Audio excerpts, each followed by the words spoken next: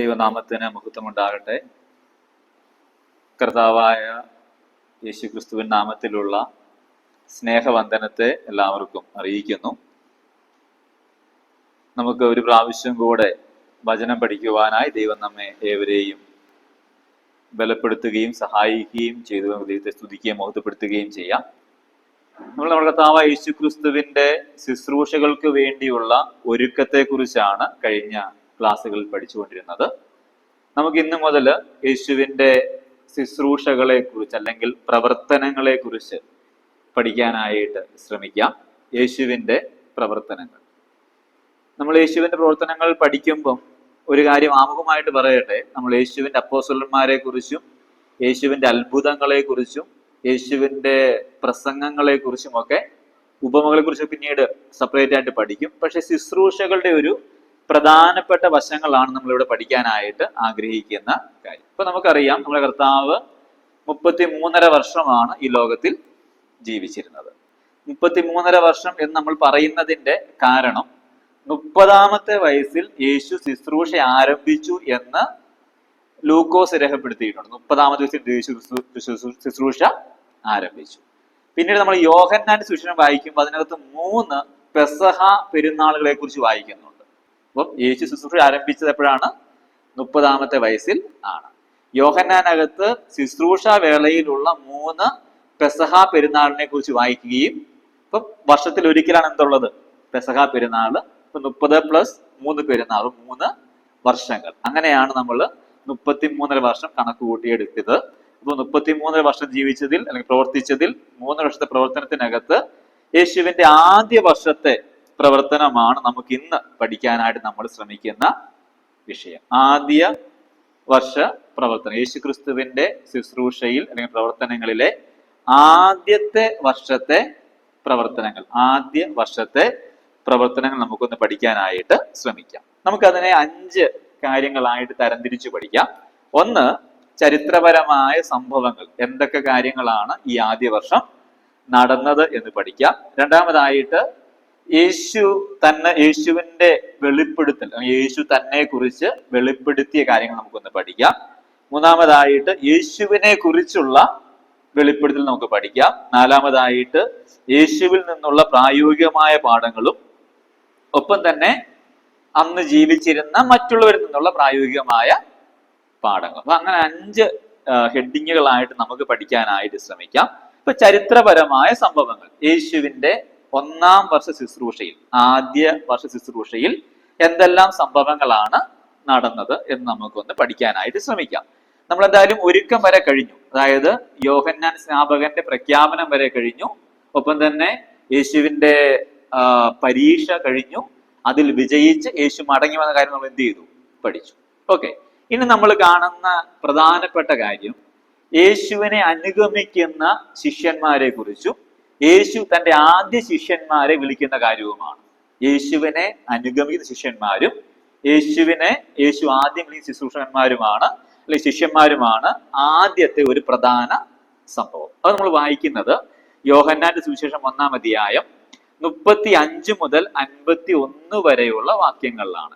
യോഹന്നാൻ സുവിശേഷം 1-ാം അധ്യായം 35 മുതൽ 51 വരെയുള്ള വാക്യങ്ങൾ. അവിടുത്തെ പ്രധാന വിഷയം എന്താണ്?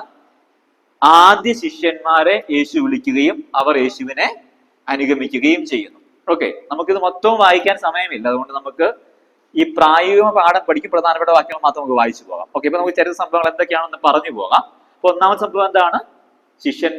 ആദ്യ ശിഷ്യന്മാരെ വിളിക്കുകയും അവർ യേശുവിനെ അനുഗമിക്കുകയും ചെയ്യും. 2-ാമത്തെ പ്രധാന സംഭവം ആദ്യത്തെ അടയാളമാണ്.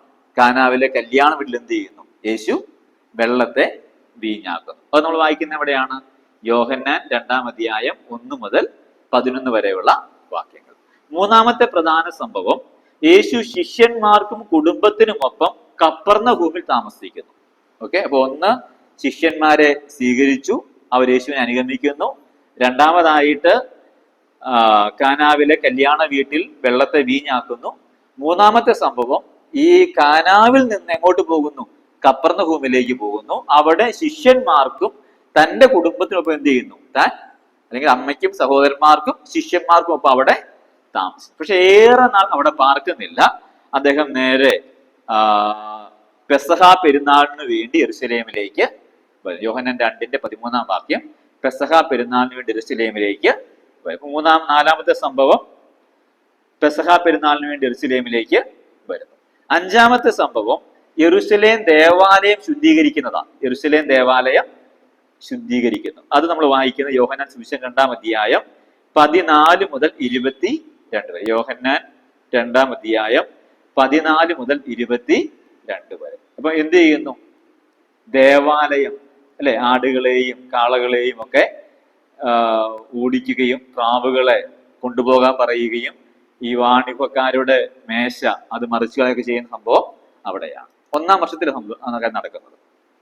പിന്നെ യെരുശലേമിൽ ഒരു അത്ഭുതങ്ങൾ യേശു കർത്താവ് ചെയ്യുന്നുണ്ട്. 6-ാമതായിട്ട് 7-ാമതായിട്ട് യേശുവും നിക്കോദിമോസ് തമ്മിൽ എന്ത് ചെയ്യുന്നു? ഒരു സംഭാഷണം നടത്തുന്നു. 8-ാമതായിട്ട് യേശുവും ശിഷ്യന്മാരും സ്നാനം നൽകിക്കൊണ്ട് യഹൂദിയിൽ പ്രവർത്തിക്കുന്നു. ഓക്കെ, 8-ാമതായിട്ട് യേശുവും ശിഷ്യന്മാരും സ്നാനം നൽകിക്കൊണ്ട് യഹൂദിയിൽ പ്രവർത്തിക്കുന്നു. 9-ാമതായിട്ട് യോഹന്നാൻ സ്നാപകൻ യേശുവിനെ കുറിച്ച് അവസാനമായി സാക്ഷീകരിക്കുന്നു. 10 യോഹന്നാൻ തടവിലാകുന്നതിനെ തുടർന്ന് യേശു യഹൂദയിൽ നിന്നും ഗലീലയിലേക്ക് പോകുന്നു. 11-ാമത്തെ കാര്യം യേശു ശമര്യയിലൂടെ കടന്ന് ശമര്യ സ്ത്രീയുമായി സംസാരിക്കുന്നു. 12 യേശു ശമര്യയിൽ 2 ദിവസം താമസിക്കുന്നു. 13-ാമത്തെ കാര്യം ശമര്യയിൽ നിന്ന് ഗലീലയിലെത്തി കാനാവിൽ 2-ാമത്തെ അടയാളം പ്രവർത്തിക്കും. അപ്പൊ ഇതാണ് യേശുവിന്റെ ആദ്യ വർഷത്തെ ശുശ്രൂഷ. ഓക്കെ, ഞാൻ ഒന്നുകൂടെ അതിന്റെ ക്രമം ഒന്ന് പറഞ്ഞു പോകാം. 1-ാമത്തെ കാര്യം, ആദ്യം ശിഷ്യന്മാർ എന്ത് ചെയ്യുന്നു? യേശുവിനെ അനുഗമിക്കുകയും യേശു ശിഷ്യന്മാരെ സ്വീകരിക്കുകയും ചെയ്യുന്നു. 2-ാമത്തെ കാര്യം, കാനാവിലെ വീട്ടിലെ കല്യാണ വീട്ടിൽ വെള്ളത്തെ വീഞ്ഞ് ആക്കുന്നു. 3-ാമത്തെ കാര്യം, യേശു ശിഷ്യന്മാരും കുടുംബത്തോടൊപ്പം കവർന്നഭൂമിൽ താമസിക്കുന്നു. 4-ാമത് പെസഹ പെരുന്നാളിന് വേണ്ടി യെരുശലേമിലേക്ക് പോകുന്നു. യെരുശലേം ദേവാലയം 5 യെരുശലേം ദേവാലയം ശുദ്ധീകരിക്കുന്നു. 6 യെരുശലേമിൽ അത്ഭുതങ്ങൾ പ്രവർത്തിക്കുന്നു. 7 യേശുവും നിക്കോദിമോസ് തമ്മിൽ എന്ത് ചെയ്യുന്നു? സംസാരിക്കുന്നു.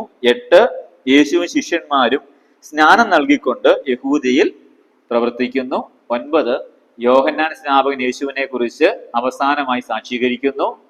10 യോഹന്നാൻ തടവിലാകുന്നതിനെ തുടർന്ന് യേശു യഹൂദയിൽ നിന്നും ഗലീലയിലേക്ക് പോകുന്നു.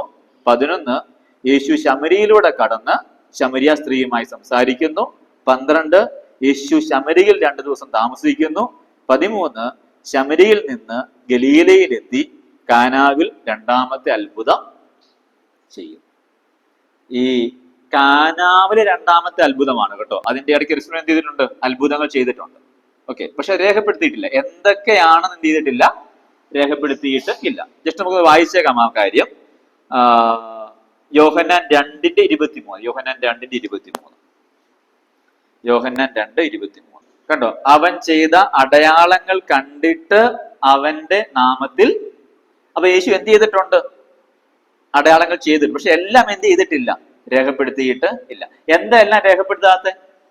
യോഹന്നാൻ തന്നെ പറയുന്നത് എല്ലാം രേഖപ്പെടുത്തുകയും എന്ത് ചെയ്യത്തില്ല?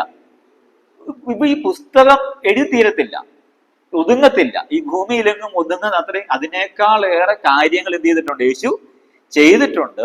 യേശു ദൈവത്തിന്റെ പുത്രനാണ് എന്ന് തെളിയിക്കാൻ ആവശ്യമായ കാര്യം മാത്രമേ ആര് എഴുതിയിട്ടുള്ളൂ? യോഹന്നാൻ എഴുതിയിട്ടുള്ളൂ. യേശു ഒരു മനുഷ്യപുത്രനാണ് എന്ന് തെളിയിക്കാൻ എന്തെല്ലാം ആവശ്യമാണോ അത് മാത്രമേ ലൂക്കോസ് എഴുതിയിട്ടുള്ളൂ. യേശു ഒരു ദാസനാണ് എന്ന് തെളിയിക്കാൻ എന്തെല്ലാം ആവശ്യമാണോ അത് മാത്രമേ മർക്കോസ് എഴുതിയിട്ടുള്ളൂ. യേശു രാജാവാണ് എന്ന് തെളിയിക്കാൻ എന്തെല്ലാം ആവശ്യമാണോ അത് മാത്രമേ ആര് എഴുതിയിട്ടുള്ളൂ? മത്തായിയും എഴുതിയിട്ട്. അപ്പം ഈ 4 പേരും എഴുതിയപ്പോൾ 4 ഉദ്ദേശങ്ങളാ ഉള്ളത്. അപ്പൊ ഈ 4 ഉദ്ദേശമുള്ളത് കൊണ്ട് ആവശ്യമുള്ള കാര്യം മാത്രം എടുത്തു, ആവശ്യമില്ലാത്ത കാര്യം എല്ലാം എന്ത് ചെയ്തു? വിട്ടുകളഞ്ഞു. മർക്കോസ് യേശുവിന്റെ ജനനത്തെ കുറിച്ചോ അവന്റെ പാരമ്പര്യത്തെ കുറിച്ചോ ഒന്നും പറയുന്നില്ല. ശുശ്രൂഷ ആരംഭിച്ച കാര്യം. കാരണം ഒരു ദാസൻ എന്ത് ചെയ്യുന്നവനാ? ശുശ്രൂഷിക്കുന്നയാളാ. പക്ഷെ മനുഷ്യപുത്രനാണ് യേശു എന്ന് പറയുമ്പോൾ ലൂക്കോസ് ആണെങ്കിൽ അങ്ങ് ആദം വരെ എന്ത് ചെയ്യുന്നുണ്ട്? ജീനിയോളജി പറഞ്ഞു പോകുന്നുണ്ട്. യേശു ഒരു രാജാവാണെന്ന് പറയുമ്പോൾ മത്തായി ആരംഭിക്കുന്നത് എങ്ങനെയാ? ദാവീദിന്റെ പുത്രൻ എന്ന് പറഞ്ഞുകൊണ്ടാ. അബ്രഹാമിന്റെ ദാവീദിന്റെ പുത്രൻ എന്ന് പറഞ്ഞു. അപ്പൊ ദാവീദ് ആരായിരുന്നു? രാജാവായിരുന്നു. അപ്പൊ രാജാവാണെന്ന് തെളിയിക്കാൻ ആവശ്യമായതെല്ലാം എന്ത് ചെയ്യുന്നു? മത്തായിയും. അപ്പം യേശു ചെയ്ത എല്ലാ കാര്യങ്ങളും സുവിശേഷങ്ങളിലില്ല. ഓരോ സുവിശേഷ കർത്താക്കൾ, രചയിതാക്കൾ എന്തിനു വേണ്ടിയാണോ എഴുതിയത് അതിന് കാര്യം മാത്രം ചെയ്തു അവര് എഴുതി വെച്ചു. അപ്പം ചരിത്രപരമായി 13 സംഭവങ്ങൾ നമുക്ക് യേശുവിന്റെ ആദ്യ വർഷ ശുശ്രൂഷയിലൂടെ മനസ്സിലാക്കാനായിട്ട് സാധിക്കുന്നു. അപ്പൊ നമുക്ക് ഇവിടെ രണ്ടാമത് നോക്കേണ്ട കാര്യം യേശുവിന്റെ വെളിപ്പെടുത്തലുകളാണ്. യേശു എന്തൊക്കെ തന്നെ കുറിച്ച് വെളിപ്പെടുത്തി, മാത്രമല്ല തന്റെ മരണത്തെക്കുറിച്ചും പുനരുത്ഥാനത്തെക്കുറിച്ചും എന്തെല്ലാം വെളിപ്പെടുത്തി. നമുക്ക് യോഹന്നാൻ 3:13 ഒന്ന് വായിക്കാം. യോഹന്നാൻ 3:13. ഓക്കെ, 3 കാര്യങ്ങൾ ഈ വാക്യത്തിൽ യേശു തന്നെ കുറിച്ച് വെളിപ്പെടുത്തിയിട്ടുണ്ട്. ഒന്നാമത്തെ കാര്യം എന്താ? സ്വർഗത്തിൽ നിന്ന് ഇറങ്ങി വന്നവൻ. ഓക്കെ. 2, സ്വർഗത്തിൽ ഇരിക്കുന്നവൻ. 3, മനുഷ്യപുത്രൻ.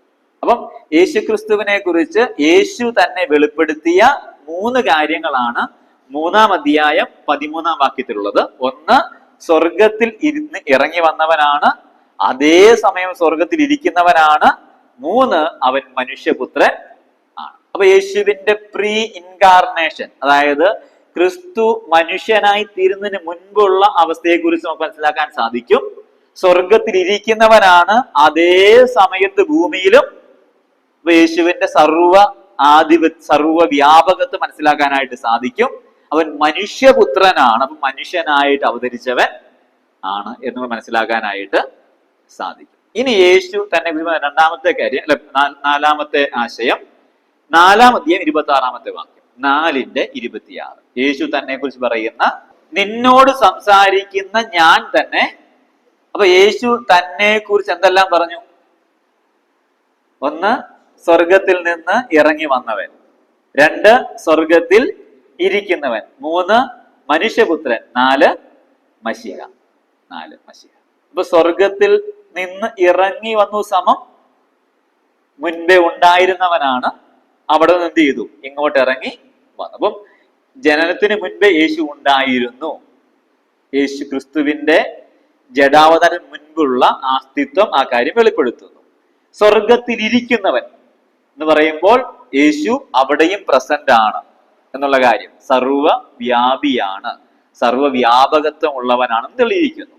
3, മനുഷ്യപുത്രൻ എന്ന് പറഞ്ഞാൽ മനുഷ്യനായി അവതരിച്ചവനാണ് എന്ന് തെളിയിക്കുന്നു. 4, മശിഹയാണെന്ന് പറഞ്ഞാൽ എന്താണ്? ഇസ്രായേൽ മക്കളോട് ദൈവം മുൻകൂട്ടി പറഞ്ഞിരുന്നു ഒരു മശിഹ വരും. ഈ മശിഹ വന്നിട്ട് എന്ത് ചെയ്യും? അവരെ രക്ഷിക്കും, അവരെ വിടുവിക്കുമെന്ന് പറഞ്ഞിരുന്നു. ഇപ്പൊ ന്യായപ്രമാണത്തിലും പ്രവാചകന്മാരുമൊക്കെ പറഞ്ഞ മശിഹ യേശുവാണ് എന്ന് താൻ ആരോട് പറഞ്ഞു? ശമരിയ സ്ത്രീയോട് പറഞ്ഞു. അപ്പൊ 4 കാര്യങ്ങൾ ഈ തന്നെ കുറിച്ച് പറഞ്ഞു. 1, സ്വർഗത്തിൽ നിന്ന് ഇറങ്ങി വന്നവൻ. 2, സ്വർഗത്തിൽ ഇരിക്കുന്നവൻ. 3, മനുഷ്യപുത്രൻ. 4, മശിഹ. ഓക്കെ, ഇനി യേശു തന്റെ മരണത്തെക്കുറിച്ചും പുനരുത്ഥാനത്തെക്കുറിച്ചും 1-ാം വർഷം തന്നെ പറഞ്ഞിട്ടുണ്ട്. അത് നമുക്ക് നോക്കാം എന്താണെന്ന്. അത് യോഹന്നാൻ 2:19 വാക്യം. യോഹന്നാൻ 2:19 വാക്യം. ഈ മന്ദിരം പൊളിപ്പിൻ, ഞാൻ 3 ദിവസത്തിനകം അതിനെ പണിയും എന്ന്. അപ്പൊ ഇതേത് മന്ദിരമാണ്? അതിന് താഴോട്ട് വായിച്ചു നോക്കിയേ, 21-ാമത്തെ വാക്യം. അവനോ തന്റെ ശരീരം എന്ന മന്ദിരത്തെ കുറിച്ചത്രേ പറഞ്ഞത്. അവൻ ഇത് പറഞ്ഞു എന്ന് അവൻ മരിച്ചവരിൽ നിന്ന് ഉയർത്തെഴുന്നേറ്റ ശേഷം ശിഷ്യന്മാർ ഓർത്തു, തിരുവെഴുത്തും യേശു പറഞ്ഞ വചനവും വിശ്വസിച്ചു. അപ്പൊ യേശു ആദ്യം പറഞ്ഞ കാര്യം എന്താ? മരണത്തെ കുറിച്ച്. ഈ മന്ദിരം പൊളിക്കുക, ഈ മന്ദിരം പൊളിക്കുക. 3 ദിവസത്തിനകം ഞാൻ എന്ത് ചെയ്യും അതിനെ? അതായത് നിങ്ങൾ എന്ത് ചെയ്യും? എന്നെ തല്ലും, കൊല്ലും, ക്രൂശിക്കും. ഇത് കൃത്യമായി പറയുന്നില്ല, പക്ഷെ നിങ്ങൾ എന്ത് ചെയ്യും? ഈ മന്ദിരം പൊളിക്കും, ഈ ശരീരം നിങ്ങൾ പൊളിക്കും, പക്ഷെ ഞാൻ അതിനെ വീണ്ടും പണിയും എന്ന് യേശു കർത്താവ് തന്റെ ശുശ്രൂഷയുടെ 1-ാം വർഷം തന്നെ എന്ത് ചെയ്തിട്ടുണ്ട്? പറഞ്ഞിട്ട് ഉണ്ട്. രണ്ടാമത് ഞാൻ പറയുന്ന കാര്യം 3-ാം അധ്യായം 14-ാമത്തെ വാക്യം. 3-ാം അധ്യായം 14-ാമത്തെ വാക്യം. മോശ മരുഭൂമിയിൽ സർപ്പത്തെ ഉയർത്തിയതുപോലെ മനുഷ്യപുത്രനെയും ഉയർത്തേണ്ടത്. അപ്പൊ യേശു താൻ മനുഷ്യപുത്രൻ ആദ്യം പറഞ്ഞായിരുന്നു നിക്കോദിമോസിനോട്. സ്വർഗത്തിൽ നിന്ന് ഇറങ്ങി വന്നവനും സ്വർഗത്തിൽ ഇരിക്കുന്നവനുമായ മനുഷ്യപുത്രനല്ലാതെ എന്ന് പറഞ്ഞില്ലേ? അപ്പൊ മനുഷ്യപുത്രൻ താനാണെന്ന് പറഞ്ഞിട്ട് പറയുകയാണ്, ഈ മനുഷ്യപുത്രനെ എന്ത് ചെയ്യും? മോശ മരുഭൂമിയിൽ സർപ്പത്തെ ഉയർത്തിയതുപോലെ ഉയർത്തും. ഇസ്രായേൽ മക്കൾ മിസ്രൈമിൽ നിന്ന് ഈ മരുഭൂമിയിലൂടെ കനാനിലേക്ക് പോകുന്ന സമയത്ത് അവർ ദൈവത്തോട് മത്സരിച്ചു. അപ്പൊ ദൈവത്തോട് മത്സരിച്ചപ്പോൾ ദൈവം എന്ത് ചെയ്തു? അവർക്കൊരു ശിക്ഷ കൊടുത്തു. അതെന്താണ്? ഈ അഗ്നി സർപ്പങ്ങൾ അവരെ കടിക്കും. കടിക്കുന്ന ആൾക്കാർ എന്ത് ചെയ്യും? പെട്ടെന്ന് മരിച്ചു വീഴും. മോശ ദൈവത്തോട് പ്രാർത്ഥിച്ചു, ഈ ജനവും ദൈവത്തോട് നിലവിളിച്ചു. ദൈവം ഒരു പരിഹാര മാർഗം കൊടുത്തു. എന്താ പരിഹാര മാർഗം? ഈ സർപ്പം നീങ്ങി പോവുകയല്ല, നീ വേറെ ഒരു സർപ്പത്തെ ഉണ്ടാക്കണം. പിച്ചള കൊണ്ട് എന്ത് ചെയ്യണം? ഒരു സർപ്പത്തെ ഉണ്ടാക്കിയിട്ട് ഒരു കൊടിമരത്തിന്മേൽ തൂക്കണം, ഉയർത്തി കെട്ടണം. ഉയർത്തി കെട്ടിയ ഈ പിച്ചള സർപ്പത്തിലേക്ക് ആരെല്ലാം നോക്കുന്നുവോ അവർക്കെല്ലാം എന്തുണ്ടാകും? രക്ഷയുണ്ടാകും. അല്ലെങ്കിൽ ഈ പാമ്പ് കടിച്ചാലും ഈ സർപ്പത്തെ നോക്കില്ല എന്തുണ്ടാകത്തില്ല? മരണം സംഭവിക്കേണ്ടി വരത്തില്ല, മരിക്കേണ്ടി വരത്തില്ല. അതൊരു മോചനമായിരുന്നു. അതേപോലെ ഇസ്രായേൽ ജനതയുടെ വീണ്ടെടുപ്പിന് വേണ്ടി മോശ മരുഭൂമിയിൽ സർപ്പത്തെ ഉയർത്തിയതുപോലെ ആരെയും ഉയർത്തും? യേശുക്രിസ്തുവിനെയും ഉയർത്തും എന്നുള്ള കാര്യം യേശു വെളിപ്പെടുത്തി. അപ്പൊ യേശു തന്നെ കുറിച്ച് പറഞ്ഞു, താൻ സ്വർഗത്തിൽ ഇരിക്കുന്നവനാണ്. 2 സ്വർഗത്തിൽ ഇറങ്ങി വന്നവനാണ്. 2 സ്വർഗത്തിൽ ഇരിക്കുന്നവനാണ്. 3 മനുഷ്യപുത്രനാണ്. 4 താൻ മശിഹയാണ്. താൻ തന്റെ മരണത്തെക്കുറിച്ചും പുനരുത്ഥാനത്തെക്കുറിച്ചും പറഞ്ഞത്, ഈ മന്ദിരം പൊളിപ്പിൻ, 3 ദിവസത്തിനകം ഞാൻ അതിനെ വീണ്ടും പണിയും. രണ്ടാമത്തെ കാര്യം താൻ പറഞ്ഞത്, മോശ മരുഭൂമിയിൽ സർപ്പത്തെ ഉയർത്തിയതുപോലെ തന്നെയും എന്ത് ചെയ്യും? ഒരു പരസ്യമായി ഉയർത്തപ്പെടും. ഇങ്ങനെ ദിവസങ്ങൾ മുൻപോട്ട് പോയി 3.5 വർഷം കഴിയുമ്പോൾ മോശ സർപ്പത്തെ ഉയർത്തിയതുപോലെ തന്നെ എന്ത് ചെയ്യുന്നുണ്ട്? യേശുവിനെ പരസ്യമായി ഉയർത്തുന്നുണ്ട്, അല്ലെ? നമുക്കറിയാം, ഗോൽഗോത്ത എന്ന് പറയുന്ന സ്ഥലം അത് പട്ടണത്തിന് പുറത്താണ്. അത് പൊതുവഴിയുടെ സമീപത്താണ്. വഴിയെ പോകുന്നവരൊക്കെ തലകുലുക്കി അവനെ അപമാനിച്ചതായി വായിക്കുന്നുണ്ട്. വഴിയരികില വഴി പോകുന്നവർ കാണപ്പെടുന്ന രീതിയിലാണ് എന്ത് ചെയ്തത്? യേശുവിനെ ക്രൂശിച്ചത്. യേശുവിന്റെ ക്രൂശിന് മുകളിലായിട്ട് യഹൂദന്മാരുടെ രാജാവ് എന്നൊരു മേലെഴുത്ത് എഴുതി വെച്ചിരുന്നു. അത് 3 ഭാഷകളിലാണ് എഴുതിയത്. 1 എബ്രായ ഭാഷയിൽ, 2 അരാമ്യ ഭാഷയിൽ, 3 ഗ്രീക്ക് ഭാഷയിൽ. ഈ 3 ഭാഷയിലും എന്ത് ചെയ്തു? യേശു നസ്രയനായ യേശു യഹൂദന്മാരുടെ രാജാവ് എന്ന് എഴുതി വെച്ചിട്ടുണ്ടായിരുന്നു. എന്താണ് അതിന്റെ ആശയം? എന്താ? യഹൂദന്മാര് മനസ്സിലാക്കണം, ഇവനാണ് രാജാവ്. അരാമ്യ സംസാരിക്കുന്ന ആൾക്കാർ മനസ്സിലാക്കണം, ഇവനാണ് രാജാവ്. യവന ഭാഷക്കാര് മനസ്സിലാക്കണം, ഇവനാണ് രാജാവ്. അപ്പം അന്നത്തെ പ്രചാരത്തിലുള്ള 3 ഭാഷകളിലും യേശു രാജാവാണെന്ന് എഴുതി വെച്ചിരുന്നു. പരസ്യമായിട്ട് യേശു എന്ത് നിർത്തിയത് നമ്മൾ വായിക്കുന്നുണ്ട്. പരസ്യമായി നിർത്തുവാൻ ദൈവം എന്ത് ചെയ്തു? പ്രസാദിച്ചു. അവനെ പരസ്യയാഗമായി നിർത്തിയിരിക്കുന്നു എന്നാണ് എബ്രായ ലേഖനകർത്താവ് നമ്മളോട് പറയുന്ന ആശയം. അപ്പൊ യേശുവിനെ കുറിച്ച് യേശുവിന്റെ സാക്ഷ്യം, സ്വർഗത്തിൽ നിന്ന് ഇറങ്ങി വന്നവൻ, സ്വർഗത്തിൽ ഇരിക്കുന്നവൻ, മനുഷ്യപുത്രൻ, മശിഹ. 4 സാക്ഷ്യം. യേശു തന്റെ മരണത്തെക്കുറിച്ചും പുനരുത്ഥാനത്തെക്കുറിച്ചും പറഞ്ഞ കാര്യം, മന്ദിരം പൊളിക്കുക, 3 ദിവസത്തിനകം പണി. മോശ മരുഭൂമിയിൽ സർപ്പത്തെ ഉയർത്തിയതുപോലെ മനുഷ്യപുത്രനെയും ഉയർത്തും. ഓക്കെ, ഇനി യേശുവിനെ കുറിച്ചുള്ള വെളിപ്പെടുത്തലുകളാണ്. യേശുവിനെ കുറിച്ച് ഈ 1-ാം വർഷത്തിനകത്ത് എന്തെല്ലാം വെളിപ്പെടുത്തലുകൾ ഉണ്ടായിട്ടുണ്ട്? ഒന്നാമത്തെ വെളിപ്പെടുത്തൽ യോഹന്നാൻ സ്നാപകന്റെയാണ്. അത് യോഹന്നാൻ സുവിശേഷം 1-ാം അധ്യായം 35-36. യോഹന്നാൻ 1-ന്റെ 35-36. ഇതാ ദൈവത്തിന്റെ കുഞ്ഞാട് എന്ന്.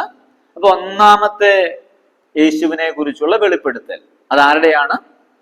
യോഹന്നാൻ സ്നാപകന്റെയാണ്. എന്താ പറഞ്ഞേ? ദൈവത്തിന്റെ കുഞ്ഞാട്. അവൻ ആദ്യം പറഞ്ഞത് എന്തായിരുന്നു? ലോകത്തിന്റെ പാപത്തെ ചുമന്ന് നീക്കുന്ന ദൈവത്തിന്റെ കുഞ്ഞാടെന്നാ പറഞ്ഞത്. പിന്നീട് പറയുമ്പോ, അല്ലെങ്കിൽ പിറ്റേ ദിവസം പറഞ്ഞ കാര്യം എന്താ? ദൈവത്തിന്റെ കുഞ്ഞാട് എന്ന് യേശുവിനെ കുറിച്ച് പറഞ്ഞു. ദൈവത്തിന്റെ കുഞ്ഞാട് എന്നുള്ളതാണ് യേശുവിനെ കുറിച്ച് മറ്റുള്ളവർ പറഞ്ഞ, അല്ലെങ്കിൽ യേശുവിനെ കുറിച്ചുള്ള ഒന്നാമത്തെ വെളിപ്പെടുത്തൽ. രണ്ടാമത്തെ വെളിപ്പെടുത്തൽ ഈ യോഹന്നാൻ സ്നാപകന്റെ ശിഷ്യന്മാര് യേശുവിനെ വിളിക്കുന്ന ഒരു പേരാണ്. യോഹന്നാൻ സ്നാപക ശിഷ്യന്മാര് യേശുവിനെ വിളിക്കുന്ന ഒരു പേരാണ്. 38-ാമത്തെ വാക്യമാണ് 1-ന്റെ 38. ഇത് കേട്ടിട്ട് എന്ത് ചെയ്തു? രണ്ട് ശിഷ്യന്മാർ യേശുവിനെ അനുഗമിച്ചു. യേശു തിരിഞ്ഞ് അവർ പിന്നാലെ വരുന്നത് കണ്ട് അവരോട്, നിങ്ങൾ എന്ത് അന്വേഷിക്കുന്നു എന്ന് ചോദിച്ചു. അവർ റബ്ബി എന്ന് വെച്ചാൽ ഗുരു, നീ എവിടെ പാർക്കുന്നു എന്ന് അവനോട് ചോദിച്ചു. അപ്പൊ രണ്ടാമത്തെ ഒരു പ്രയോഗം എന്താണ് യേശുവിനെ കുറിച്ചുള്ള? റബ്ബി. റബ്ബി റബ്ബി എന്ന വാക്കിന്റെ അർത്ഥം എന്താ? റബ്ബി എന്ന വാക്കിന്റെ അർത്ഥം ഗുരു എന്നാണ്. ഓക്കെ, നമുക്ക് 20-ാം അധ്യായത്തിന്റെ 16-ാം വാക്യം ഒന്ന് വായിക്കാമോ? 20-ന്റെ-16. അതിന് ഗുരു എന്ന അർത്ഥം. ഇവിടെ നമ്മൾ ഒരു കാര്യം മനസ്സിലാക്കണം. ഈ എബ്രായ ഭാഷയിൽ റബ്ബി എന്ന് പറഞ്ഞാൽ എന്താ അർത്ഥം? ഗുരു. ഓക്കെ, റബൂനി എന്ന് പറഞ്ഞാൽ അവിടെ ഒരു അക്ഷരം കൂടെ കൂടിയിട്ടുണ്ടല്ലേ, അല്ലേ? നീ കൂടെ കൂടിയിട്ടുണ്ട്. നീ എന്ന് പറഞ്ഞാൽ അതിന്റെ അർത്ഥം എന്റെ എന്ന. എബ്രായ ഭാഷയ്ക്കകത്ത് നീ എന്ന വാക്കിന്റെ അർത്ഥം എന്റെ എന്ന. അപ്പൊ എന്റെ ഗുരു എന്നാണ് ആര് വിളിച്ചത്? ഈ സ്ത്രീ മറിയെ വിളിക്കുന്നത് എന്റെ ഗുരു എന്ന. ഇപ്പൊ ഗുരു എന്ന ഒരു പ്രയോഗത്തിൽ ആരംഭിച്ചിട്ട് ആ ഗുരു എന്റെ ഗുരുവായി മാറുന്നിടത്താണ് ഈ പുസ്തകം എന്ത് ചെയ്യുന്നത്? യോഹന്നാന്റെ സുവിശേഷം അവസാനിക്കുന്നത്. പറഞ്ഞ മനസ്സിലായോ?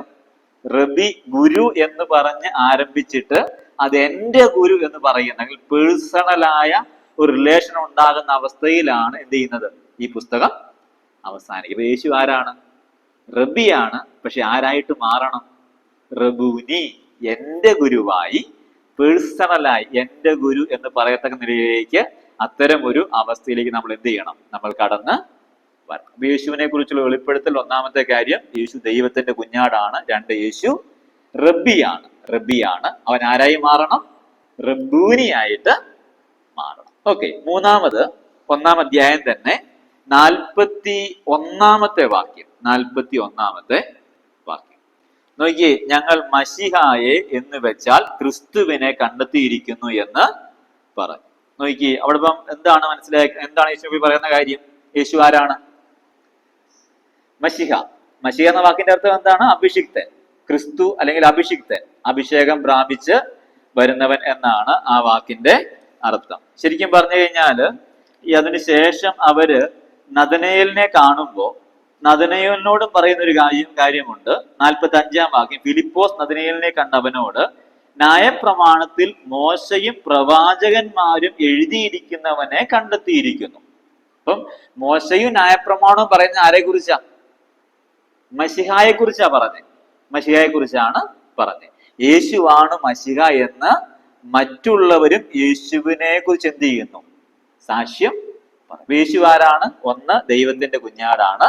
2, യേശു റബ്ബിയാണ്. 3, യേശു മശിഹയാണ് അഥവാ ക്രിസ്തുവാണ്. ഓക്കെ, 4-മത് ശമരിയ സ്ത്രീ യേശുവിനെ കുറിച്ച് പറയുന്ന ഒരു കാര്യമുണ്ട്. അത് 4-ാം അധ്യായം 19-ാമത്തെ വാക്യം. 4-ാം അധ്യായം 19-ാമത്തെ വാക്യം. നീ പ്രവാചകൻ എന്ന് ഞാൻ, അതായത് ഈ സ്ത്രീക്ക് പറയുകയാണ്, എനിക്ക് ഭർത്താവില്ല എന്ന് പറഞ്ഞപ്പോ യേശു പറഞ്ഞു, നീ പറഞ്ഞത് ശരിയാ, 5 ഭർത്താക്കന്മാർ നിനക്കുണ്ടായിരുന്നു, ഇപ്പോൾ ഉള്ളവനോ ഭർത്താവല്ല എന്ന് പറഞ്ഞപ്പോ ഈ സ്ത്രീ ഞെട്ടി. എന്നിട്ട് പറയുകയാണ്, നീ ഒരു പ്രവാചകനാണെന്ന് എനിക്ക് മനസ്സിലായി. അപ്പൊ യേശു ഒന്നാമതായി ദൈവത്തിന്റെ കുഞ്ഞാടാണ്. 2, അവൻ റബ്ബിയാണ്. 3, അവൻ മശിഹയാണ് അഥവാ ക്രിസ്തുവാണ്. 4, അവൻ പ്രവാചകനാണ്. പ്രവാചകൻ ആണ്. അതായത് ദൈവത്തിങ്കിൽ നിന്ന് പ്രാപിച്ച് ജനങ്ങളോട് സംസാരിക്കുന്ന, ദൈവം വെളിപ്പെടുത്തി കൊടുക്കുന്നയാളാണ് പ്രവാചകൻ. നമ്മൾ വായിക്കുന്നുണ്ട്, എന്റെ പ്രവാചകന്മാരോട് പറഞ്ഞിട്ടല്ലാതെ ഞാൻ എന്ത് ചെയ്യത്തില്ല, ഞാനൊന്നും പ്രവർത്തിക്കത്തില്ല, വെളിപ്പെടുത്തി കൊടുക്കും എന്ന് വായിക്കുന്നുണ്ട്. 5-മതായി യേശുവിനെ കുറിച്ച് ശമര്യർ പറയുന്ന ഒരു കാര്യം 4-ാം അധ്യായം 42-ാമത്തെ വാക്യം. 4-ന്റെ 42-ാമത്തെ വാക്യം. അവൻ സാക്ഷാൽ ലോകരക്ഷിതാവ് എന്ന് ഞങ്ങൾ അറിയുന്നു, ഞങ്ങൾ അറിഞ്ഞിരിക്കുന്നു. അപ്പോൾ യേശു ആരാണ്? ലോകരക്ഷിതാവാണ്. അപ്പൊ നമ്മൾ 5 കാര്യങ്ങളാണ് യേശുവിനെ കുറിച്ചുള്ളത് കണ്ടത്. 1, യേശു ആരാണ്? ദൈവത്തിന്റെ കുഞ്ഞാടാണ്. ദൈവത്തിന്റെ കുഞ്ഞാട് ആണ്. എന്താണ് ഉത്തരവാദിത്വം? ദൈവത്തിന്റെ കുഞ്ഞാട് പാപങ്ങളെ ചുമന്ന് നീക്കി ക്രൂശിൽ മരിക്കുന്നു, അല്ലെ? 2-മത്തെ കാര്യം നമ്മൾ കണ്ടത് റബ്ബിയാണ്. റബ്ബിയാണ്, ഗുരുവാണ്. അത് ആരായിട്ട് മാറണം? എന്റെ ഗുരു റബൂനി ആയിട്ട് മാറണം. മൂന്നാം നമ്മൾ കണ്ടത് യേശു ആരാണ്? മശീഹയാണ്, അല്ലെങ്കിൽ ക്രിസ്തുവാണ്. നമുക്ക് വേണ്ടിയുള്ള അഭിഷിക്തനാണ് യേശു. നാലാമത് യേശു ആരാണ്? പ്രവാചകനാണ്. 5 യേശു ലോകരക്ഷിതാവ് ആണ്. യേശു വന്നത് ഇസ്രായേൽ ജനങ്ങൾക്ക് വേണ്ടി മാത്രമല്ല, പിന്നെ ആർക്കൂടെ വേണ്ടിയിട്ടാ? ലോകത്തുള്ള എല്ലാവർക്കും വേണ്ടിയിട്ടാണ്. യേശു ലോകരക്ഷിതാവാണ് എന്ന് യേശുവിന്റെ ശുശ്രൂഷയുടെ 1-ാം വർഷം തന്നെ ജനം മനസ്സിലാക്കി. ഓക്കെ, അപ്പൊ യേശുവിനെ കുറിച്ചുള്ള 5 വെളിപ്പെടുത്തലുകൾ: 1 ദൈവത്തിന്റെ കുഞ്ഞാട്, 2 റബ്ബി, 3 മശിഹ, 4 പ്രവാചകൻ, 5 ലോക രക്ഷിതാവ്. ഇനി യേശുവിൽ നിന്നുള്ള ചില പ്രായോഗികമായ പാഠങ്ങളാണ് നമുക്ക് പഠിക്കാനായിട്ട് പോകുന്നത്. ഓക്കെ, അതായത് നമ്മൾ പഠിക്കുന്നത് യേശു പറഞ്ഞ കുറെ വാക്കിൽ നിന്നാണ് നമ്മൾ പഠിക്കാനായിട്ട് ശ്രമിക്കുന്നത്. ഒന്നാമത്തെ കാര്യം 1-ാം അധ്യായം 39-ാമത്തെ വാക്യം. 1-ാം അധ്യായം 39-ാമത്തെ വാക്യം, വന്ന് കാൺമിൻ എന്ന്.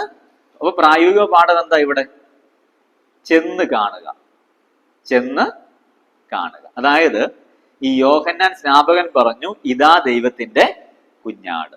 ഇത് ഇത് ശിഷ്യന്മാര് കേട്ടു. ആര് ശിഷ്യന്മാര് കേട്ടു? യോഹന്നാന്റെ ശിഷ്യന്മാര് കേട്ടു. എന്നിട്ട് അതിൽ 2 പേര് എന്ത് ചെയ്തു? യേശുവിനെ അനുഗമിച്ചു. അതിൽ ഒരാളുടെ പേര് അന്ത്രയോസ് എന്നാണ്, ഒരാളുടെ പേര് രേഖപ്പെടുത്തിയിട്ടില്ല. അത് യോഹന്നാനാണ് എന്നാണ് അനുമാനിക്കപ്പെടുന്ന കാര്യം. ഓക്കെ, അപ്പൊ ഇവർ 2 പേരും യേശുവിന്റെ പിന്നാലെ പോവുകയാണ്. അപ്പൊ യേശു തിരിഞ്ഞു നോക്കിയിട്ട് ചോദിച്ചു, നിങ്ങൾ എന്താ അന്വേഷിക്കുന്നു ചോദിച്ചു. അപ്പൊ അവര് പറഞ്ഞു, റബ്ബി, നീ എവിടെ പാർക്കുക? യേശുവിന്റെ ഉത്തരം എന്താ? വന്ന് കാണുക. അപ്പൊ നമ്മൾ എന്ത് ചെയ്യണം? യേശുവിനെ അറിയാൻ നമ്മൾ എന്ത് ചെയ്യണം? ചെന്ന് കാണണം, ചെന്ന് കാണണം. അപ്പൊ യേശുവിന്റെ അടുക്കലേക്ക് ചെല്ലുക എന്നുള്ള ഒരു ആഹ്വാനമാണ്, ഒരു പ്രായോഗികമായ പാഠമാണ് നമുക്ക് ലഭിക്കുന്ന 1-ാം വർഷത്തിലെ ശുശ്രൂഷയിൽ ലഭിക്കുന്ന ഒരു പാഠം. ചെന്ന് കാണുക, യേശുവിന്റെ അടുക്കിലേക്ക് ചെന്ന് കാണുക. ആരൊക്കെ യേശുവിനടുക്ക് ചെന്നിട്ടുണ്ടോ അവർക്കെല്ലാം എന്ത് ചെയ്തിട്ടുണ്ട്? യേശുവിനെ അറിയാനായിട്ട് സാധിച്ചിട്ട് ഉണ്ട്. നമ്മൾ താഴോട്ട് വായിച്ചാൽ അറിയാം, അന്ന് അവർ യേശുവിന്റെ കൂടെ എന്ത് ചെയ്യുന്നു നോക്കിക്കേ. അതിന്റെ 39-ാം വാക്യം ഇങ്ങനെയാണ്, അവൻ അവരോട് വന്ന് കാൺമിൻ എന്ന് പറഞ്ഞു. അങ്ങനെ അവൻ വസിക്കുന്ന ഇടം അവർ കണ്ട് അന്ന് അവനോട് കൂടെ പാർത്തു. അപ്പോൾ ഏകദേശം 10-ാം മണി നേരം ആയിരുന്നു. യോഹന്നാൻ പറഞ്ഞത് കേട്ട് അവനെ അനുഗമിച്ച 2 പേരിൽ ഒരുത്തൻ ശീമോൻ പത്രോസിന്റെ സഹോദരനായ അന്ത്രയോസ് ആയിരുന്നു. അവൻ തന്റെ സഹോദരനായ ശീമോനെ ആദ്യം കണ്ട് അവനോട്, ഞങ്ങൾ മശിഹായെ എന്ന് വെച്ചാൽ ക്രിസ്തുവിനെ കണ്ടെത്തിയിരിക്കുന്നു എന്ന് പറഞ്ഞു. അപ്പം യേശുവിനെ ചെന്ന് കണ്ടപ്പോ യേശു ആരാണെന്ന് എന്ത് ചെയ്തു? അവർക്ക് മനസ്സിലായി. അപ്പൊ യേശുവിനെ നമുക്കുള്ള പ്രായോഗിക പാഠം, യേശുവിനെ എന്ത് ചെയ്യുക? ചെന്ന് കാണുക, ചെന്ന് കാണുക. ചെന്ന് കണ്ടാൽ നമുക്ക് യേശുവിനെ മനസ്സിലാക്കാനായിട്ട് സാധിക്കും. ഞാൻ സാധാരണ പറയാറുണ്ട്, അപ്പോസ്തലനായ പൗലോസ് പറയുന്ന ഒരു കാര്യമുണ്ട്, യേശുവിനെ പ്രസംഗിക്കുക, യേശുവിനെ പ്രസംഗിക്കുക. ഈ യേശുവിനെ കുറിച്ച് പ്രസംഗിക്കുക എന്നുള്ളതും യേശുവിനെ പ്രസംഗിക്കുന്ന രണ്ട് കാര്യമാണ്. ഓക്കെ, യേശുവിനെ പ്രസംഗിക്കുക എന്നുള്ളതും യേശുവിനെ കുറിച്ച് എന്നുള്ളതും രണ്ട് കാര്യമാണ്. ഞാൻ ഉദാഹരണം പറയാം. ഇപ്പൊ നമ്മൾ ഒരു സ്റ്റുഡന്റ്, പുതിയൊരു സ്റ്റുഡന്റ് ഒരു കോളേജിലേക്ക് ചെല്ലുന്ന സമയത്ത് ആ ടീച്ചർ പറയും, ഐ നോ അബൌട്ട് യു, എനിക്ക് നിന്നെ കുറിച്ച് അറിയാം. എങ്ങനെ അറിയുന്നേ? നമ്മൾ എന്ത് ചെയ്യും? ബയോഡേറ്റ ആപ്ലിക്കേഷൻ പൂരിപ്പിച്ചു കൊടുത്തപ്പോൾ എന്ത് ചെയ്തു? ബയോഡേറ്റ കൊടുത്തു. പേരറിയാം, വീട് എവിടാണെന്ന് അറിയാം, അപ്പന്റെ പേരറിയാം, അമ്മയുടെ പേരറിയാം, അല്ലെ, വയസ്സറിയാം. അങ്ങനെയുള്ള കുറെ കാര്യങ്ങൾ ഈ സ്റ്റുഡന്റിനെ കുറിച്ച് ഈ ടീച്ചറിന് അറിയാം. അപ്പൊ അവരെന്ത് പറയും? എനിക്ക് നിന്നെ കുറിച്ച് അറിയാം, ഐ നോ അബൌട്ട് യു എന്ന് പറയും. ഒരു 2 ദിവസം ക്ലാസ്സിൽ ഇരുന്ന് കഴിയുമ്പോൾ ടീച്ചർ പറയും, ഐ നോ യു, എനിക്ക് നിന്നെ അറിയാം. അല്ലെ? അതെന്തുകൊണ്ട് അങ്ങനെ വരുന്നേ?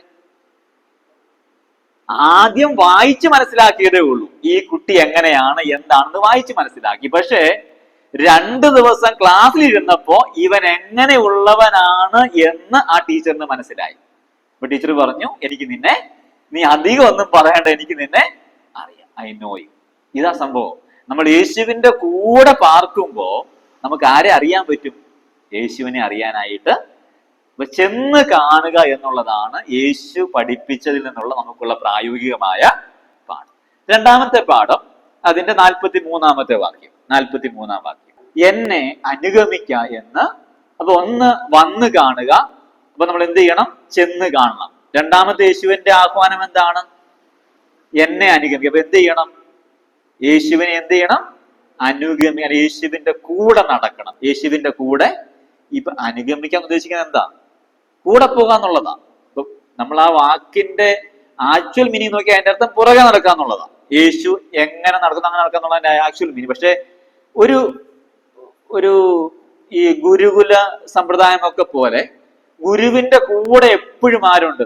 ശിഷ്യന്മാര് ഉണ്ട്. 3.5 വർഷം യേശുവിന്റെ കൂടെ ഊണിലും ഉറക്കത്തിലും എല്ലാം ആരുണ്ടായിരുന്നു?